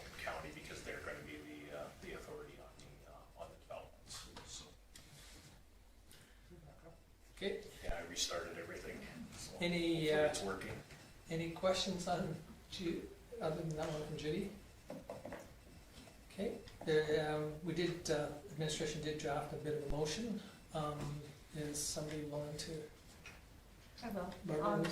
I'll do the recommendation that council approves the long-term lease agreement with the Vulcan District Agricultural Society for the town-owned property located at Southwest 4-17-24 West 4th as presented, and directs the mayor and CAO to execute this document on behalf of the town of Vulcan. Okay, thank you. Any questions on Barbara's motion? Hearing none, I will call the question in favor. Anybody opposed? Seeing none, declare it as carried unanimously. Okay, moving on to 2023 Alberta Seniors, Communities and Housing Association Convention. This one's very straightforward. Judy has attended this in the past. As it will have some expenses with it, they will be drawn from Councillor Sanderson's expense for the 2023 budget, and she's mentioned that she got really good value out of attending in years previous, and I know councillors previous that have attended have also provided the same feedback. So. Okay, any questions on that? Somebody wish to move this? Will? Okay, any discussion on Will's motion? Hearing none, I'll call the question. All in favor? Opposed? Seeing none, I'll declare it carried unanimously. Okay, FCSS member at large. Very straightforward. Council is aware of the resignation, so they've put a name forward, Joy Grills, and just based on the timing, bylaws do say that they appoint immediately until the end of the term, but the end of the term was only in a couple months. So I reached out to the chair and said that the appointment for 3 years was just fine. So if council supports that. Okay, any discussion? Not some wish to make that? Okay, so Cole makes that motion, and again, any discussion on Cole's motion? Hearing none, call the question. All in favor? Anybody opposed? It's carried unanimously. Okay, moving on to the upgrading lights at the tourism center. Everybody's had a chance to read the report. Stu had mentioned this during part of our budget conversations, not including it because there was a few different areas of upgrade and he was looking at prices. As council's aware, we do have a significant reserve for the tourist center because we did save some money on the replacement of the furnace and that in the facility. So that money is sitting in reserve. So Stu has put together the entire project. Initially, he had talked to council about the $3,000 for the outside lights, but now the mezzanine's done in the back. Well, we can update the lighting in there as well. Use those as spares for other lights in the facility, and the replacement to the LED on those should see an impact in our utility costs as well. So. Judy? The only thing I had is not to exceed 5,000. With the taxes, it's 5,109. So I'm wondering if we should have not to exceed 5,200. We don't. Anything on our capital stuff will recover the GST anyway. So. Oh, okay. So. Thank you. Yeah. I knew that. That's okay. Yeah, Oh, no, it's a valid question. it is. There are some things that they're talking that we can't claim GST on. So. Okay. Yes. It used to be a shell game, but now it's a little easier, but now it sounds as though they're going to make it a little more difficult again. So then the shell game will have to be played more often. And so, does somebody wish to make this motion? No. Okay, Judy? Thank you to not to exceed $5,000. Okay, any question on Judy's motion? Hearing none, I'll call the questions in favor. Anybody opposed? Seeing none, we'll declare it as carried unanimously. Okay, the mower replacement. So you can see that unfortunately prices have gone up. Yeah, Stu was quite shocked when he got the price for the new mower. It does take it outside of what we had normally put away, but as you also know, we do have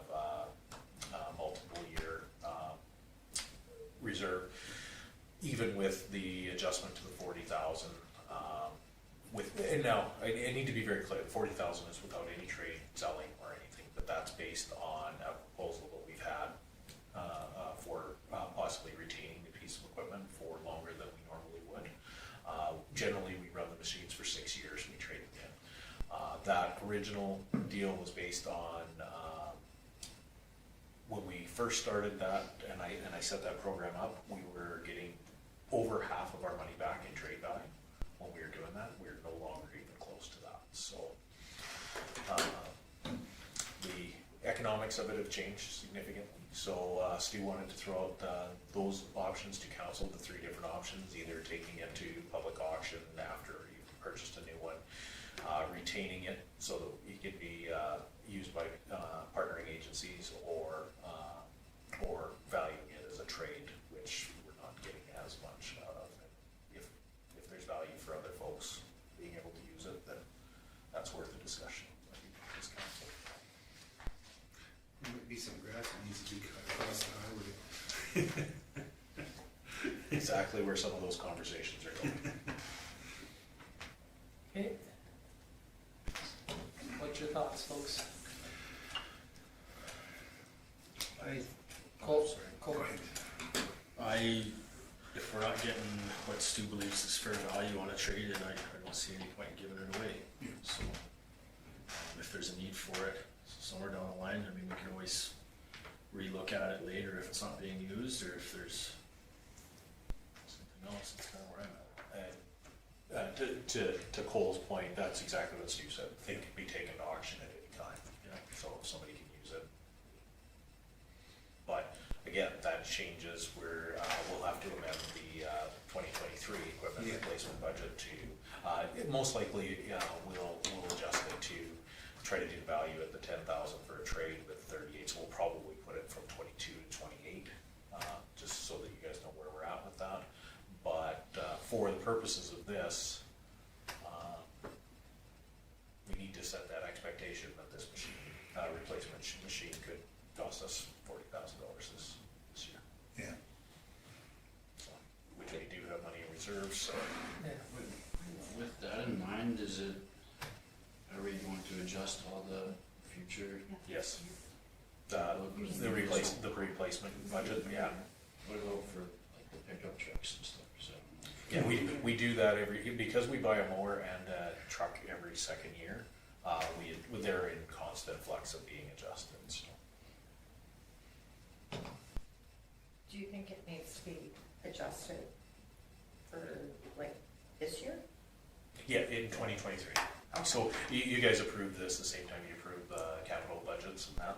So that's why we have 2022 for reference right now. Yeah. So going forward, when you see a 72-inch deck mower for 2027, again, we know that these prices aren't going to be bang on, but we'll most likely adjust that to $28,000 or $30,000 for that year.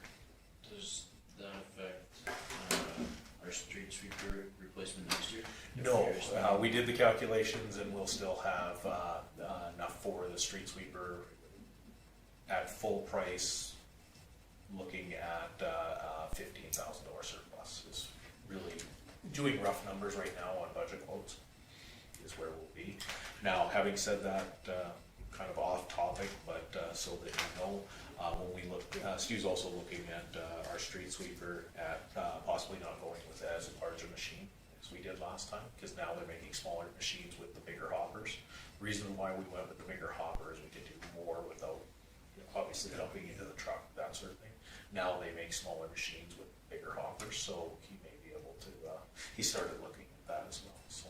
But the answer is yes, we looked at that, and we'll, right now, even with this purchase at 40,000, we should have a 15,000 surplus from where we're supposed to be for 2024. For now. Yep. Unless he asks for something else. Okay, so entertain motion. One question, so we're gonna keep the older one, am I understanding? The X-Mark, yeah. Okay, so I think that's probably wise. I'll make the motion that we go ahead and buy that, put it out for tender, I guess is the way to put it there. Right. To prepare and distribute tender documents. For Exactly. the purpose of receiving quotations for an unused 2023 self-propelled 72-inch deck mower. Yeah, I'm sure that's what I said. Okay, appreciate that.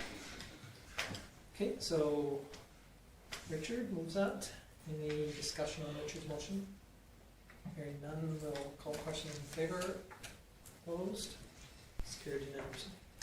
Okay, moving on to the next item, which is The next nice one. So, as you can see, Stu, you've had a chance to review the report.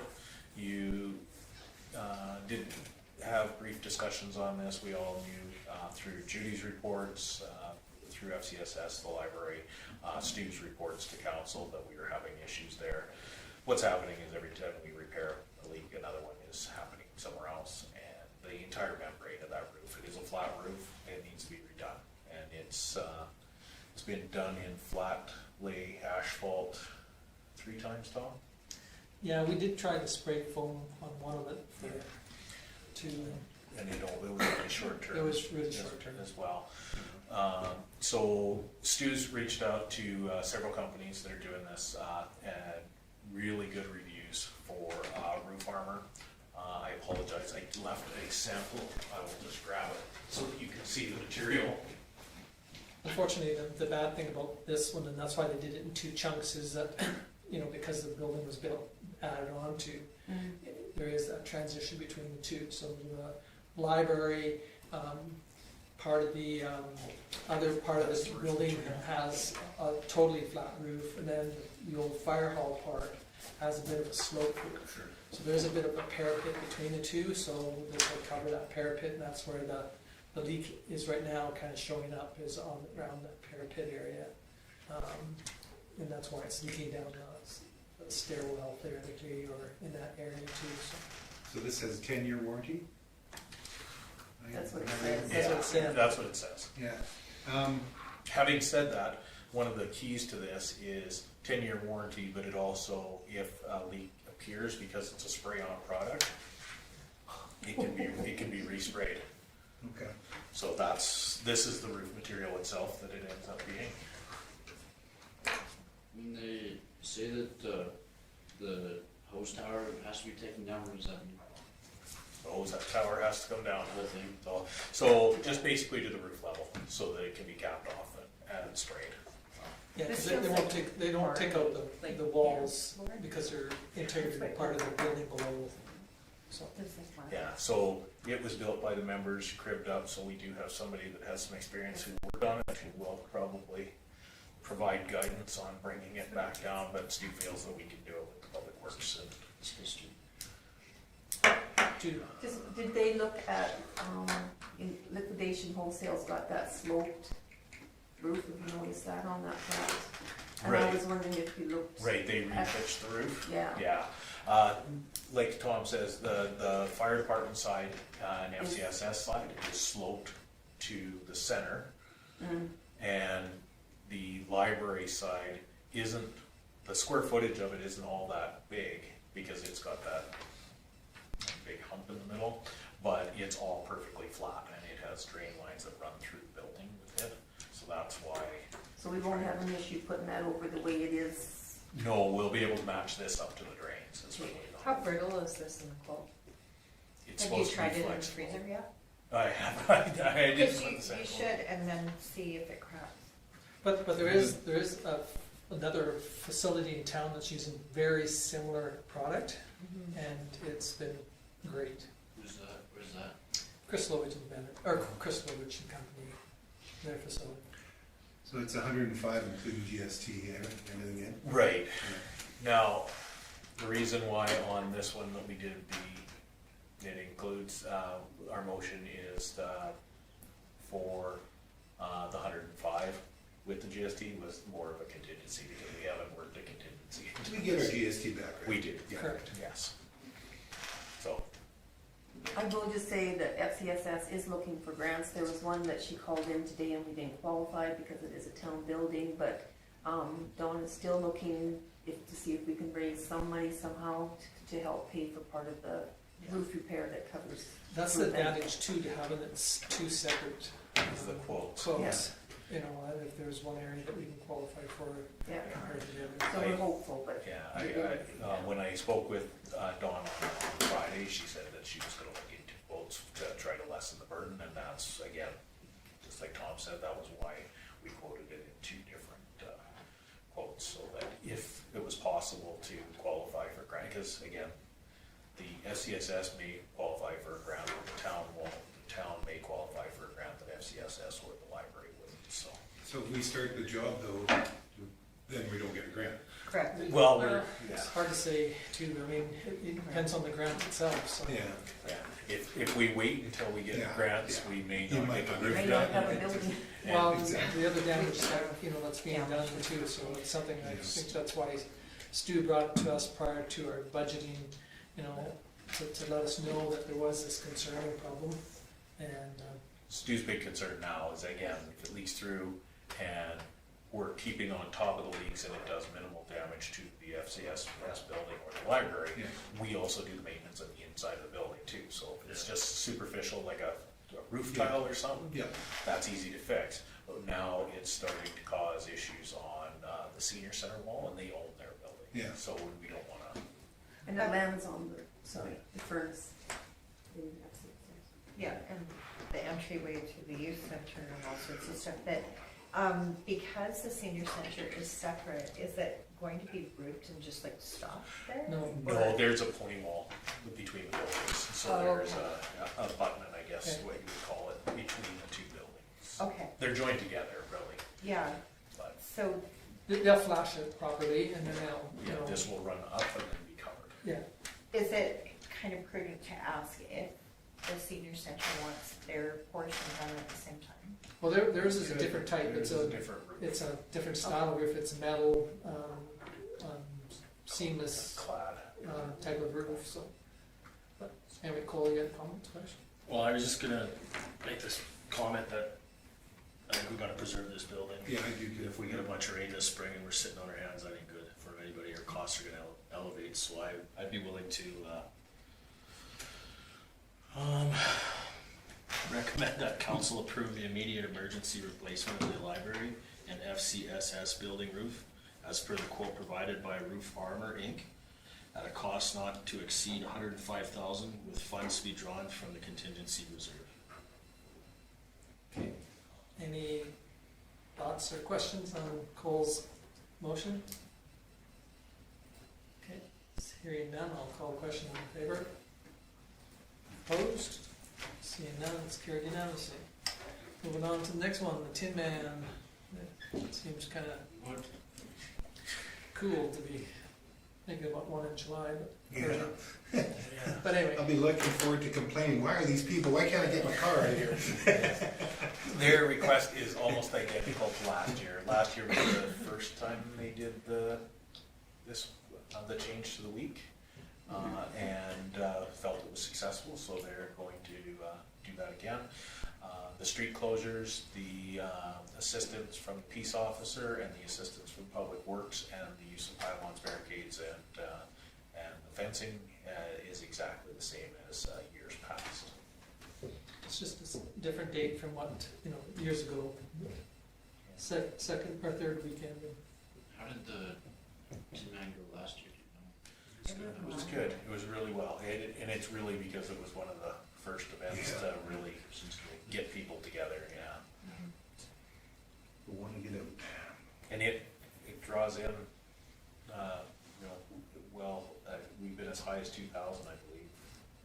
Is that not, That's what they're estimating the people, that one year, so the best year. So Yeah. last year was down, but last year was down, but again, brings a lot of people into our community for even just the afternoon. I will make the recommendation that council approves the temporary street closures and as requested for the Vulcan Tin Man Triathlon being held on June 17th, 2023 as follows. And I'm not gonna read You it. picked the longest motion we have, Will. There's three parts to it. The street closures are from Center Street, the block surrounding the pool, and then Fifth Avenue, First Street for the Tim bits. And then that the organization would be able to be allowed to borrow pylons, barricades, snow fence from the town. Public Works be authorized to help with the setup, which they've done police officer assist with traffic control. Okay, so everyone's heard Bill's motion, any discussion? Hearing none, we'll call a question, those in favor? Anybody opposed? Seeing none, we'll declare this carried unanimously. Moving on to sports courts, so we obviously heard that we were successful, Kinsman were successful in getting some funds. So based on the cost estimates that were reviewed by council in February of 2022, the phase one of that project, which council gave direction to look for funding for, we've completely secured funding for $430,000. 200 of it from a private donation, 215 from the grant, and 15,000 for winning the active communities through participation. So that's given us the funds for phase one. Of course, phase one, that was preliminary drawings and cost estimates. So really what council at this point really needs to do is discuss moving this project forward. If you want to move forward with it, then we would have to finish final design plans, get Class A cost estimates, and then put it out to tender. And to do that, of course, there's going to be some engineering costs for that. I have spoke with SEMA Plus. They do, our original stuff was from LA West, and LA West works in partnership with SEMA Plus. I actually have one of their planners actually working for them now. So they will get them, it sounded like upon council approval, they'll get them to finish the CAD drawings, and then SEMA will be able to do the cost estimates. And it'll be nice because LA West does cost estimates based on most of their work that they do around Calgary, where SEMA Plus will do their cost estimates, knowing the where the savings in that are, with us being able to do some of the work with a contractor. And the discussion went that they will quote this for council on a budget turnkey, having somebody come in to do it, and then we can look at cost savings from there, as long as it fits within the budget. So, there could be cost increase, right? Right now, the quote is $430, which is what we have, but the way price of concrete and everything's going up. So where would the cost, extra money come from, our contingency? And that's why you need to find out if you can do the project. So that's the next step, is getting that Class A cost estimate. I'm just thinking about this picnic table here. It says picnic tables, 4 of them, 16,000 and change. Right. Yeah. Here's where we can get some money. And Cole's got a question.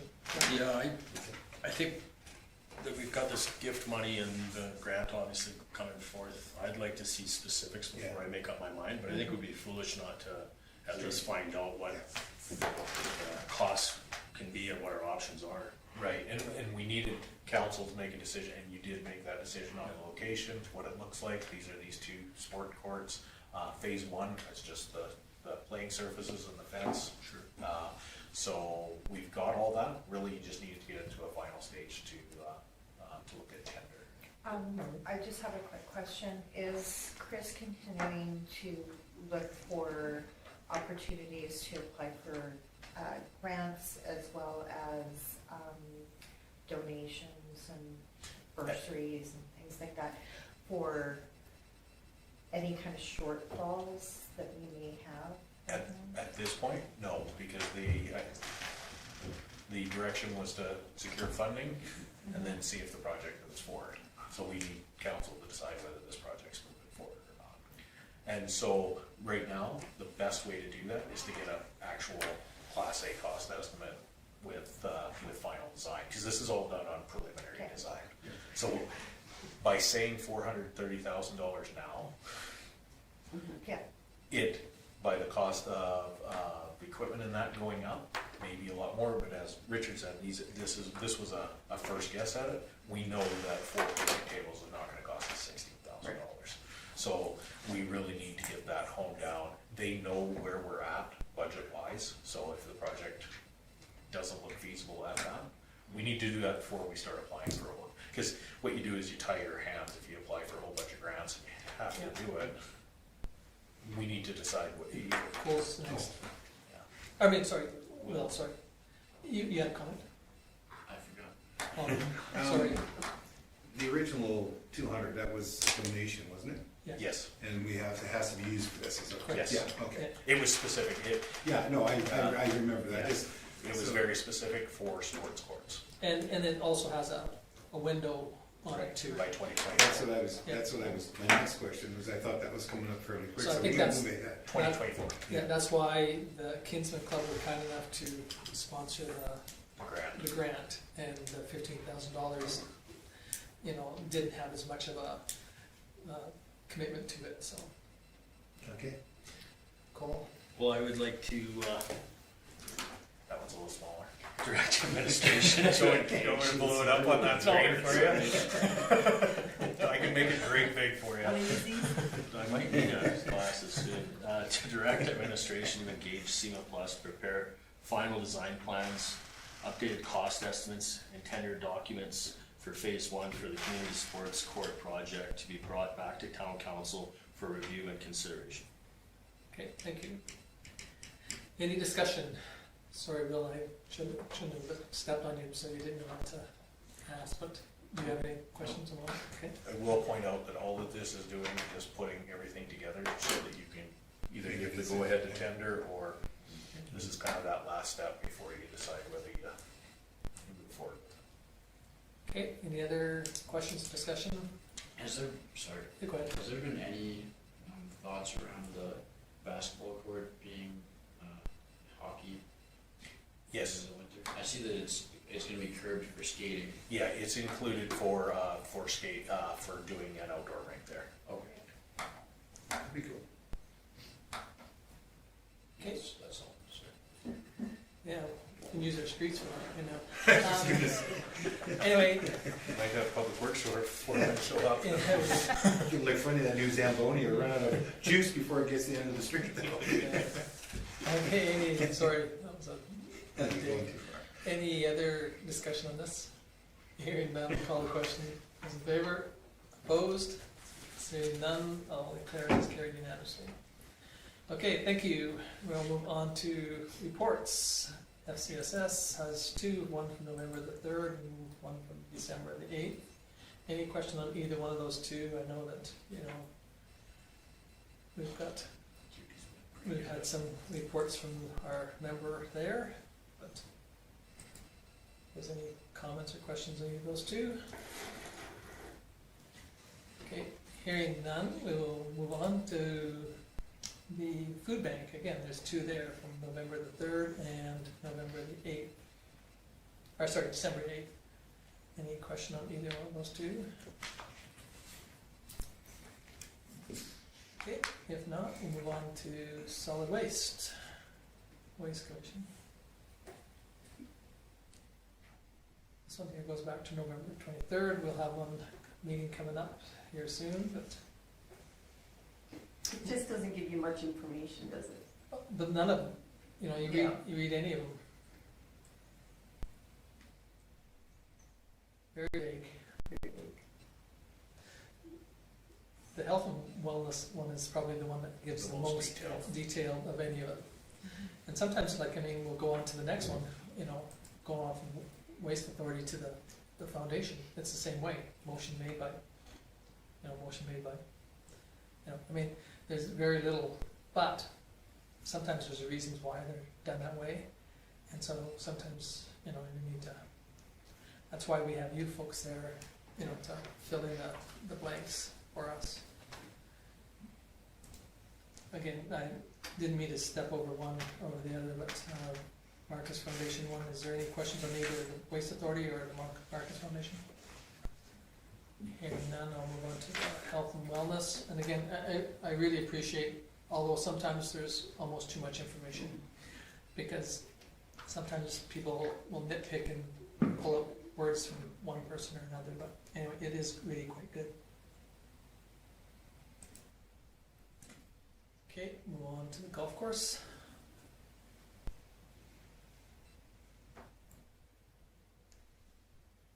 Okay, hearing no questions, Myers and Reeves from the January 6th.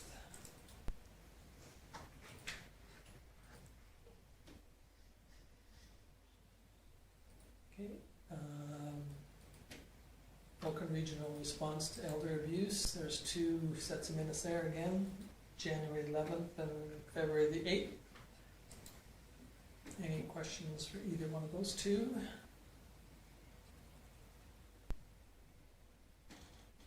Okay, if not, we'll move on to SEWA board minutes and executive.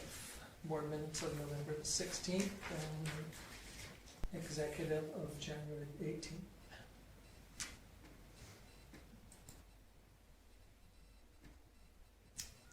And the last one is Orsk.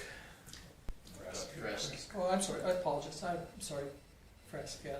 There's 2 of them there, again, for Fresk, November the 23rd and January the 25th. Hey, there's my name. Yeah, Yeah, you made both of those, well. that's good, thank you, I appreciate the members that go to these meetings. Just the Community Futures ones. Okay, anything on either one of those for Fresk? Okay, moving on to Orsk. Is yours really fuzzy off Orsk all the time? Is it just? Yeah. Yeah. Okay, if there's no questions, we'll need a motion to accept those. Richard? Any question on Richard's motion? Hearing none, call the question in favor. Anybody opposed? So it's carried unanimously. Okay, moving on to verbal reports. Councillor Magnuson. I didn't have any meetings for this last stretch. Just talking to local ratepayers, and there was, I guess, just the latest concern was the work that Bell is doing in town, and the people I've talked to, I mean, they understand work needs to be done, but the businesses kind of wish they were notified of what was going on. Like, I have personal experience with one business that she has a massage studio where everyone's supposed to sit and relax, and when they're out drilling outside her front door, that is not good for business, so she's had to shut down for a while, and she just wanted some answers why she wasn't given notice. Some businesses were, some weren't, so. And we dug into that a little bit, and that notices might be the owners of the building sometimes, not the business, so we were trying to weed through that. Yeah, because It didn't seem consistent. I am the owner of her building. That's why, yeah. You didn't get anything, and that's where we were confused with. It was very inconsistent. But otherwise, I guess, sidewalks, I mean, there are some concerns, but I think on the most part, from what I've heard, people are happy that we're getting nice weather, but it just doesn't work that Mother Nature, one day there's snow, and the next day it's hot, and everything disappears. People have been patient, and that the town has been doing, overall, I'm hearing that the town's doing a good job. Even, was it today? They were clearing up the clearing ice today. snow, so, yeah. But that's all I have. Okay, any questions for Bob? No? No, go ahead. Sorry, one more thing. In January, I was at a real estate conference in Banff. And I was approached by a gentleman from Edmonton. He goes, "You're from Vulcan?" I says, "Yeah." He goes, "Were you at the AUMA conference?" And I said, "Yeah." He says, "I recognize you guys. Vulcan, when you come down, like with your jackets and stuff." He was with the Edmonton Real Estate Board and doing part of their media. And yeah, he picked me up the crowd because of Vulcan. So I mean, people know us, and it's just good free publicity. But that was cool. Okay, anything else? Thank you. did you want to officially say, Rich? Councillor DeVoe. Thank you. I had two meetings, one on the 24th, the Water Commission, and I'll probably let Cole talk to that, because I had another one, I'll be talking about it later anyways, but was the Palliser joint meeting, and it was actually a very good meeting. I voiced some concerns over what I mentioned to Joseph, and we got into a little bit of a discussion over some of the, I'm going to use the word stupidity, and because it's just sometimes I think people get an idea and they just go in a box and can't think outside of it. But the discussion itself quickly went outside the box, and everybody started putting in some pretty good input. And I actually walked away because I was in the box myself, and I was thinking, and one fella said something, and because I said, I made a comment about these little kids, it's kindergarten to 3, and I said, for those kids to be moving around, one of the suggestions was to move them to the high school, and I said, okay, so I think of the worst case scenario. I think of some little kid lagging behind and some pedophile picks him up, and I said, I know that sounds crazy, but you have to think that today, because what if that happens? That's somebody's kid, and I said, I have to think like that. And so anyways, we were talking, and the one fella, he says, he made an interesting comment. I think he's in charge of the maintenance, and he said, some of the parents propped open the doors, put something in, and his staff didn't, and all of a sudden there's people in there their staff didn't even know about. And I said, well, isn't that interesting? So there's a new joint use agreement coming. It was a good discussion. I was actually very impressed. The principal from the high school was there, and Dawn Motz was there, and Chris, and the principal from the elementary couldn't make it. She had a previous engagement, but I'm kind of curious to see where this goes, because I think, just by the way it kind of laid out, it's the government of Alberta owns the schools, and they're going to set the precedence either one way or the other. And but that's why I kind of brought that up, is I wanted to plant that seed. But I was impressed. But am I thinking that much is going to change? Well, we'll see. It was good discussion. I mean, it was about an hour and a half, 2 hours, I guess, and it was good. I just want to see what the new agreement says before I can really voice it on there, but from there we'll see. As soon as I get that, I'll let you know. And I'll let Cole talk to the Water Commission if you want, because... Well, we'll get it on to Cole. Yeah. Okay, anything else for Rich? No, I'm good. Great, thank you. Councillor Smith. Since our last meeting, I had a rest meeting on January 25th. We went over the collective bargaining agreement that they just finished. The good news for us is there's no increase to stakeholders. The employees are getting, I don't know how to say this. It's a good agreement. Went over the draft operational budget. The only increases in revenue for municipalities is solely based on population, so they're not increasing anything per capita. Population numbers provided by Alberta Treasury, and then after that it was just kind of conversation regarding the new final report from the advisory committee on EMS. Every time at the end of those meetings they ask for an update in our community, and Jason's always before me, so I never have an update to give because he gives the whole thing. And that is it.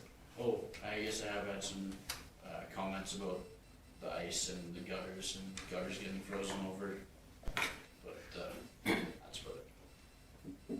Okay, any questions for Will? No, thank you. Councillor Sanderson. Okay, on January 12th, I had an FCSS meeting. Our district, which is both Calgary, is hosting the spring convention this year. So Kelly Nelson is on the board for FCSSAA. We'll be having key people help set up for speakers set up and learning sessions. ATB has advised us that they are applying for a mental health grant for FCSS on our behalf, and we are applying for the Canada Summer Jobs to support Kids Day Out, which supports all the county. I really want to thank the town crew for putting up the fire detectors in our building. We had a fire inspection passed. Dawn went downstairs and there was no fire detector, so Stu sent over some guys and we got that fixed ASAP, so thank you very much to them. The food bank meeting was called to order after that at 8:34.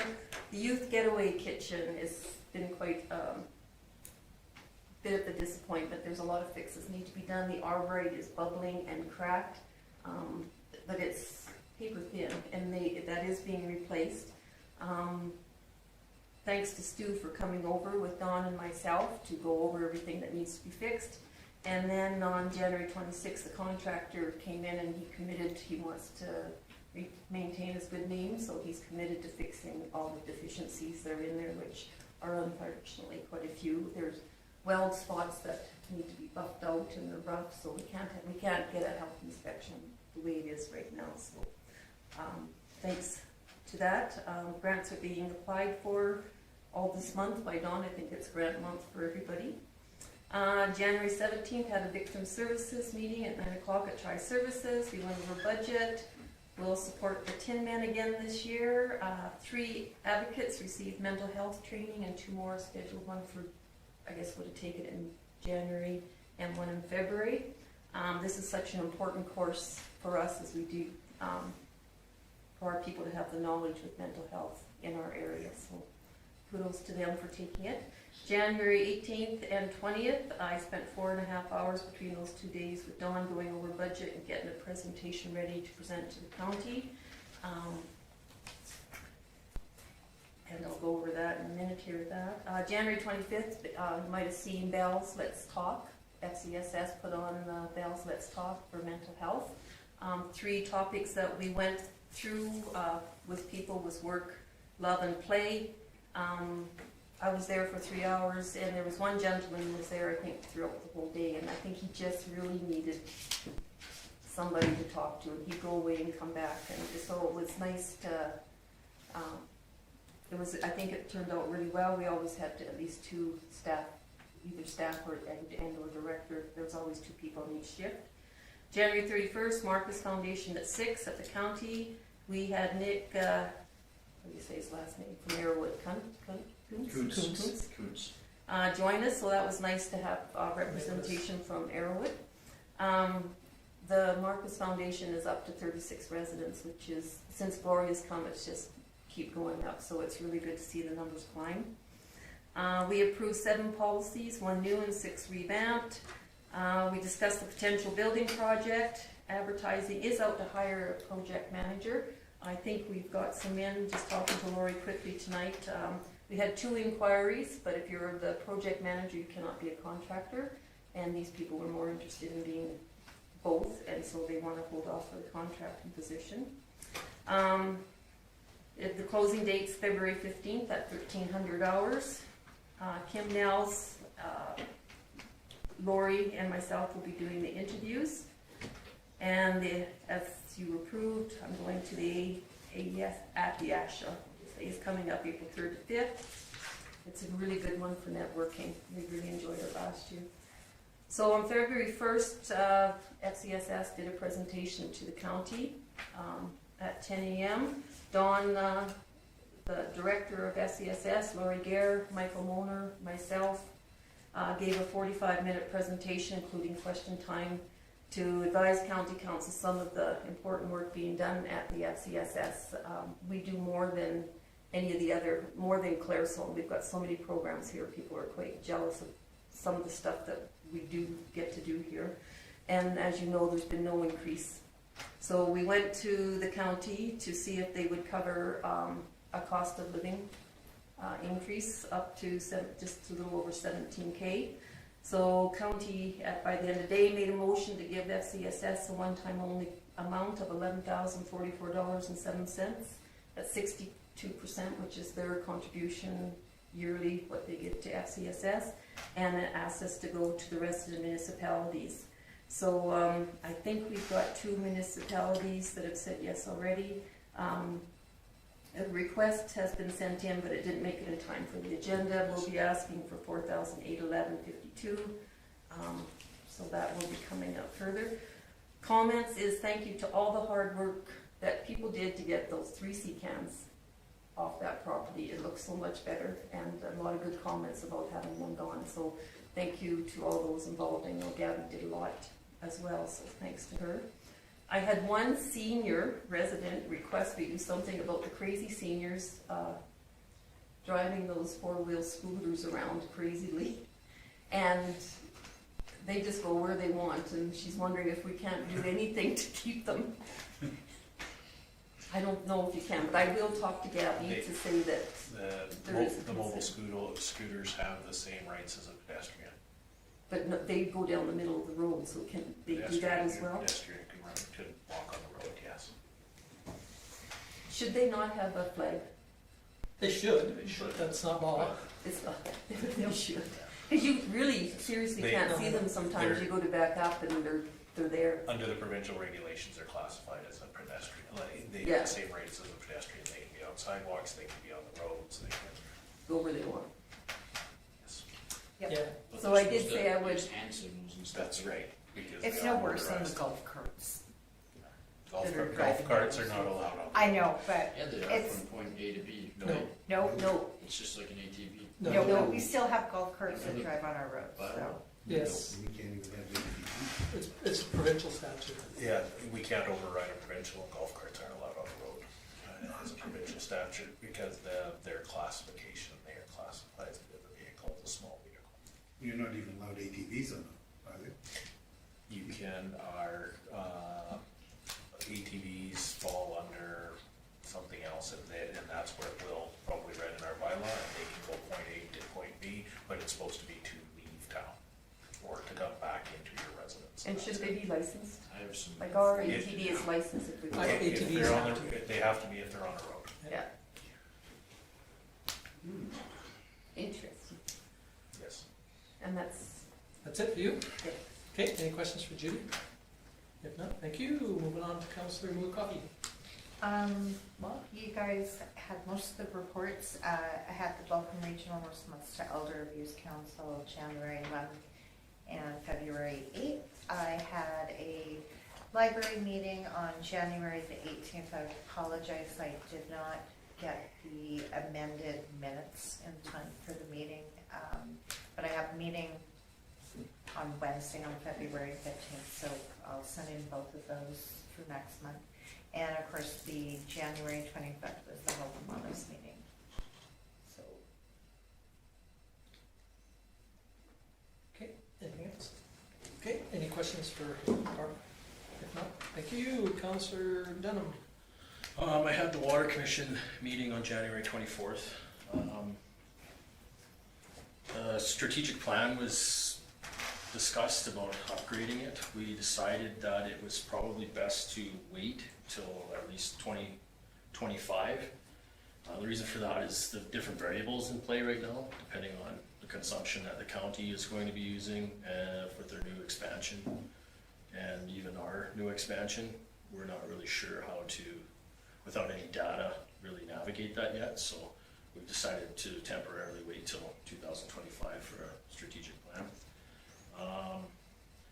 There was a lot of the meeting held in camera, so can't discuss that, but changes to our budget were discussed. I guess we'll be discussing that later in camera as well, so that is the end of it. Okay, any questions for Cole?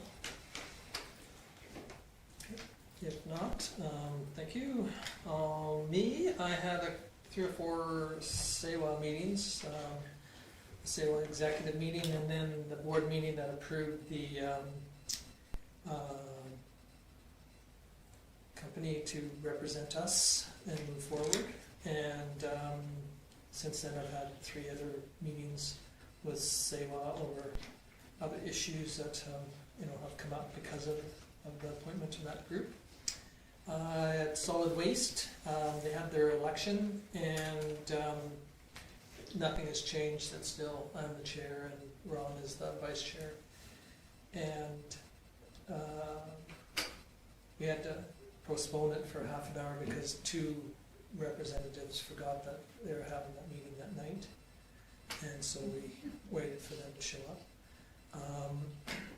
And Milo is doing they're gonna do a census, and they're not agreeing with the census that, and we use the census numbers, so it's gonna affect, we're not sure how it's gonna work, because once we realize that, the numbers have gone down, then we're going to have to do something with it. So we might, do a little bit of looking into something similar to the Marcus Foundation Go By assessment, which, we'll have huge discussion with, I'm sure, one municipality that has huge assessment value because of the solar and wind, which really affects this, but doesn't affect your population. But anyway, we'll have that discussion. Mayors and Reeves, I sat between Grant Hunter and Nathan Newdorf, and most of the discussion was around EMS, education, and AHS. That was the majority of it. And like I said earlier about Grant Hunter, he's kind enough to at least put his in writing so that you kind of have it to go over. And that's where, same with the other couple that come out. We do get them, they come to, that information comes to the in writing, so we, trying to add them to the minutes too, so. I had a SAWA executive meeting last Friday, and then the two other meetings with SAWA to do with one of the companies that wanted more information on why they weren't the successful candidate. And during the SAWA executive meeting, I had a discussion with the one fellow from Brooks about ICE. Brooks has got the same issues that we're having majorly in some of the areas, running over the top of their sidewalks, over the curbs and gutters. And so Ray was just saying that he's a new councillor too, and he just said that, he's had so many comments and questions of why, it happened this way, but, it's one of those weird years, so.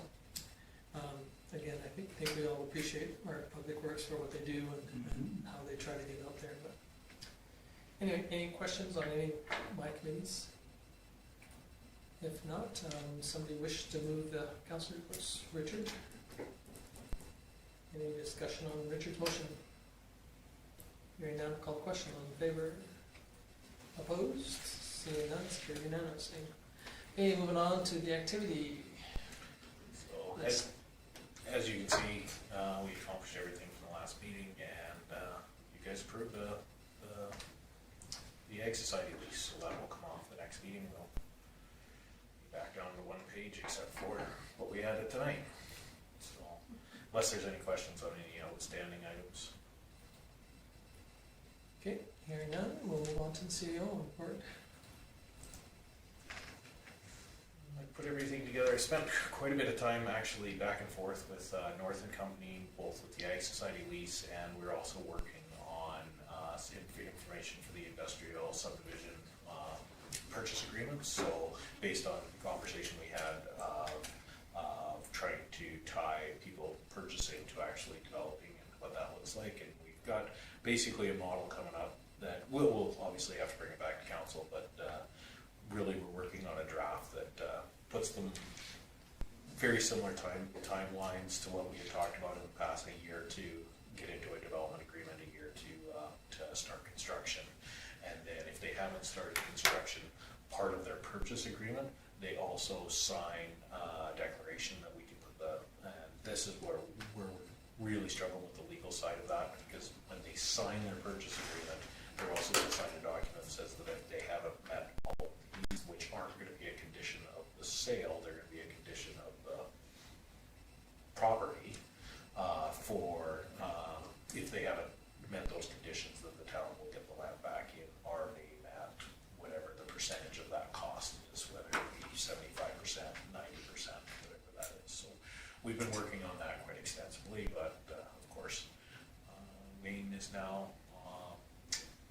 taking a couple week break, so, so that, I'm working on the draft side now from my end, so.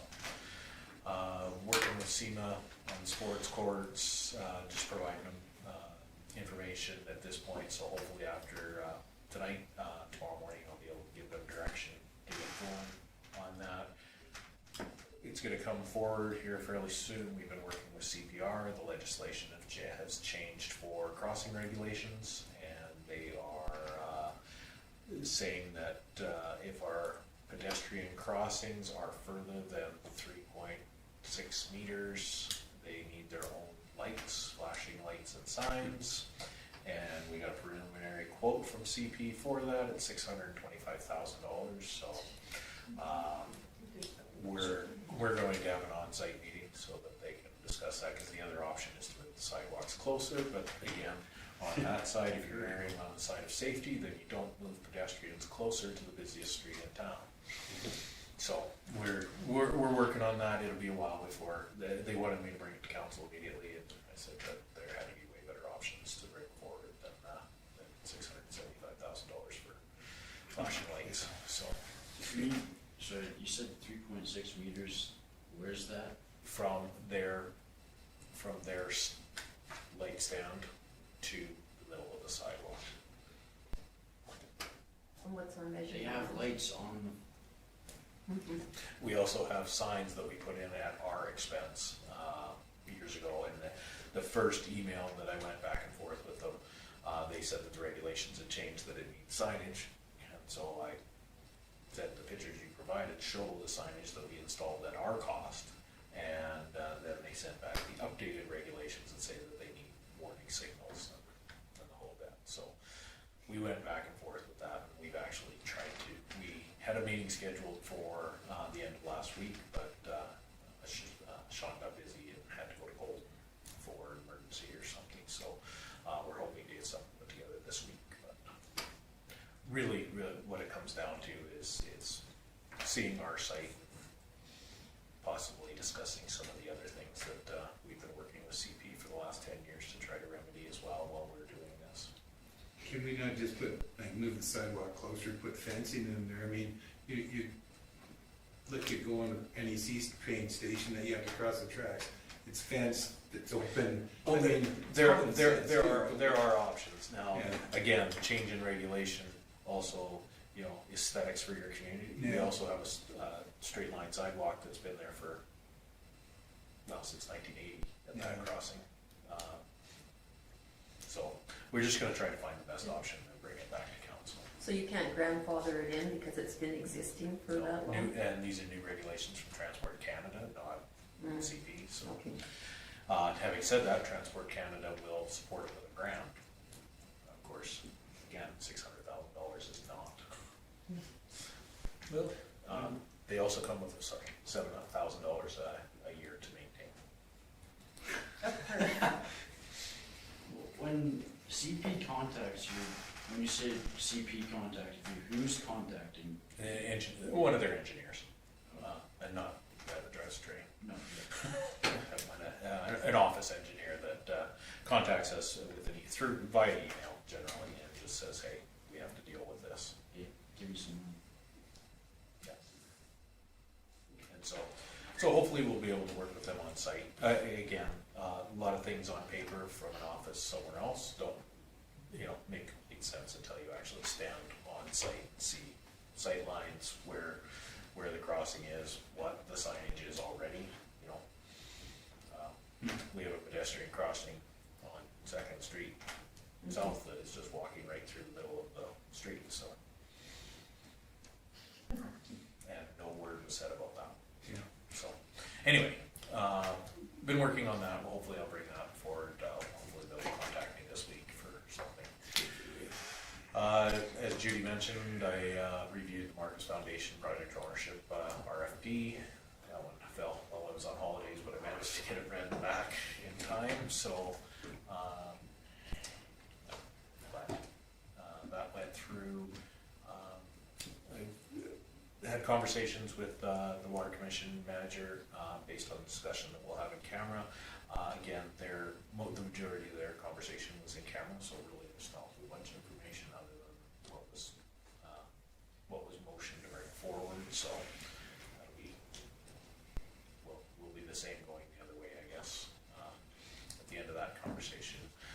sent the ice resurfacer shared funding request to Vulcan County based on feedback from the first meeting of their new rec board, and that went very well. Chris spoke to it in his report, I'm sure you all read, and so yeah, I've kept county administration abreast of what we're doing through this whole process, so he wasn't surprised by it. And I did mention in there that we hesitated to bring it forward to county council until we were assured that we were either going to get grant funding and we could get the machine in the same budget year, because both those things affect how we would make a request for funding.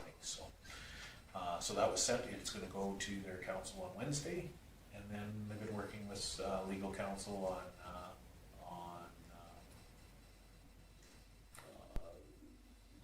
the agreements and one other file that hopefully is just about wrapped up. We've had some airport inquiries, property info, one sewer related that we've been dealing with from a counselor side, conversations on the FCSS. There is a request for funding coming that I'll work with Judy to get that prepared for the next council meeting, and then Will had some questions on the community future side, and hopefully that feedback was helpful for you. Yeah, I was on vacation for a week in there. Yeah, that's my report. Any questions for Ken? Okay, if not, we'll move on to the development officers. We'll get the heading changed on that too. It just feeds through, so West Clerk, so we'll get it changed to officer now. Okay, any questions on any of those? Public Works?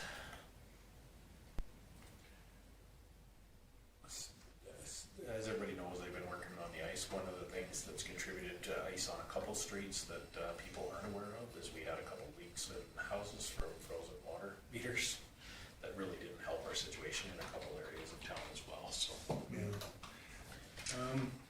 I see the flagpole. Did we have a cost on that yet? no, that's the one that he was experimenting Yeah. and built, and I haven't seen an Okay. invoice for it yet. I have a question. As I watched someone yesterday chipping at ice, trying to clear a drain, I was like, who do they call on weekends? Well, there's a. We have an emergency phone number. Emergency phone Yeah. number? Yeah. You phone the town office, it'll tell you. Yeah, and it's the message, and if you walk to the front door, or if you go on our website, we have a 0800 450800. It's been that number for 20 years, and we have someone on call 24 hours a day, 7 days a week. Yeah, I did know that. I was just like, what was the number? Yeah, 0800. Because I know you guys are really fast during weekdays from everything I've heard from everyone. Okay, any other questions on Stu's? Any idea when we're gonna get the right charger? Oh, yeah, it was being shipped, everything's redone at our end, so they're just waiting on it. He was hoping for week of March. Okay. Good. Thanks. I teased him that if we could wait till the last week of March, we wouldn't have to put any hours on it. Okay. But, Okay, anything else on Public Works? Okay, moving on to the Community Services Manager.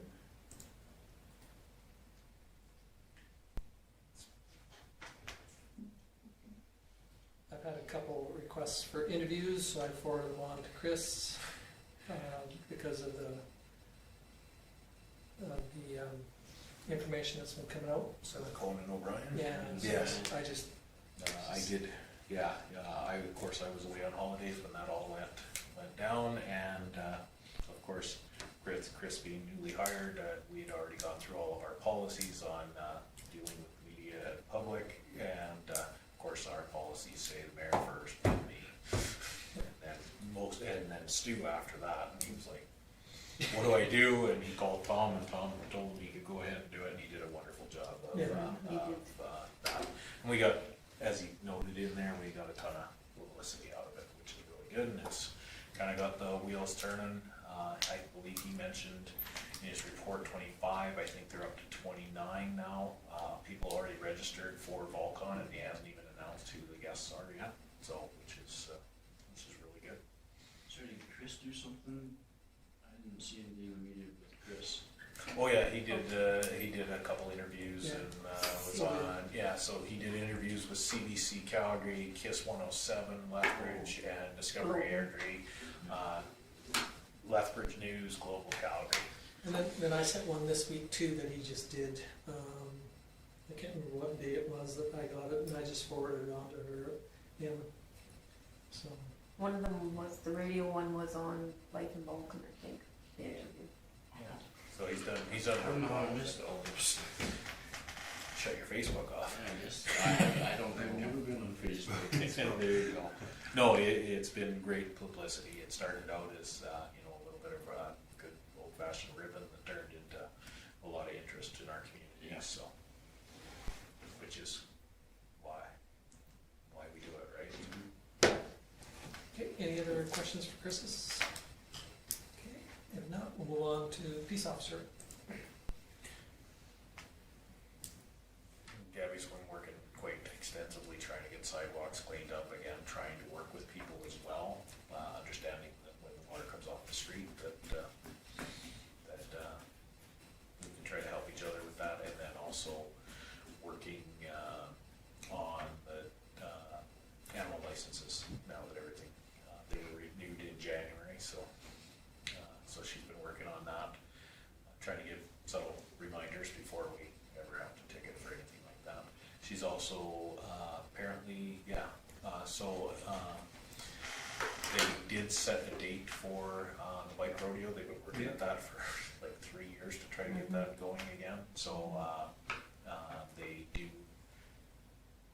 1st of June is at the elementary school. And it sounds like they've got the RCMP, the Fish and Wildlife, the county, and everybody involved. So it'll be a good event. Do you have a date for that? Yes, June 1st. June 1st? Okay. Because That was tentative for the school, so just check with Gabby to be 100%. Okay. Last time she talked to me, it was June 1st. It was May 30th, but then also because the Greater Foothills kind of hub also has a donation of where kids can actually get bikes for free. awesome. So, I'll have Gabby reach out to you tomorrow. yeah, for kids. Great. Okay, anything else for Debbie's? Okay, if not, we'll move on to the fire chief.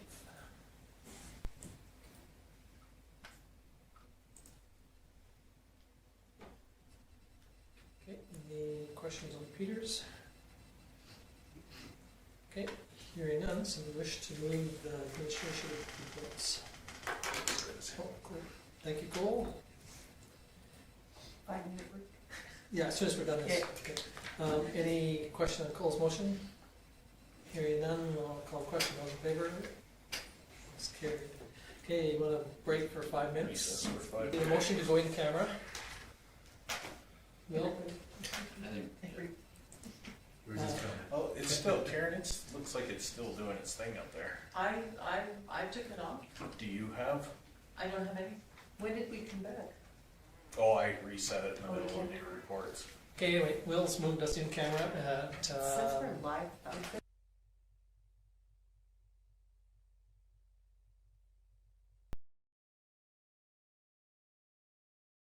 There it is, see, you're just behind. So, we back on? I put it back, I turned it back on. Okay. so we're back out at, but we need a motion to move out of the camera. I'll make that. Richard at 10:41, 10:42. 42.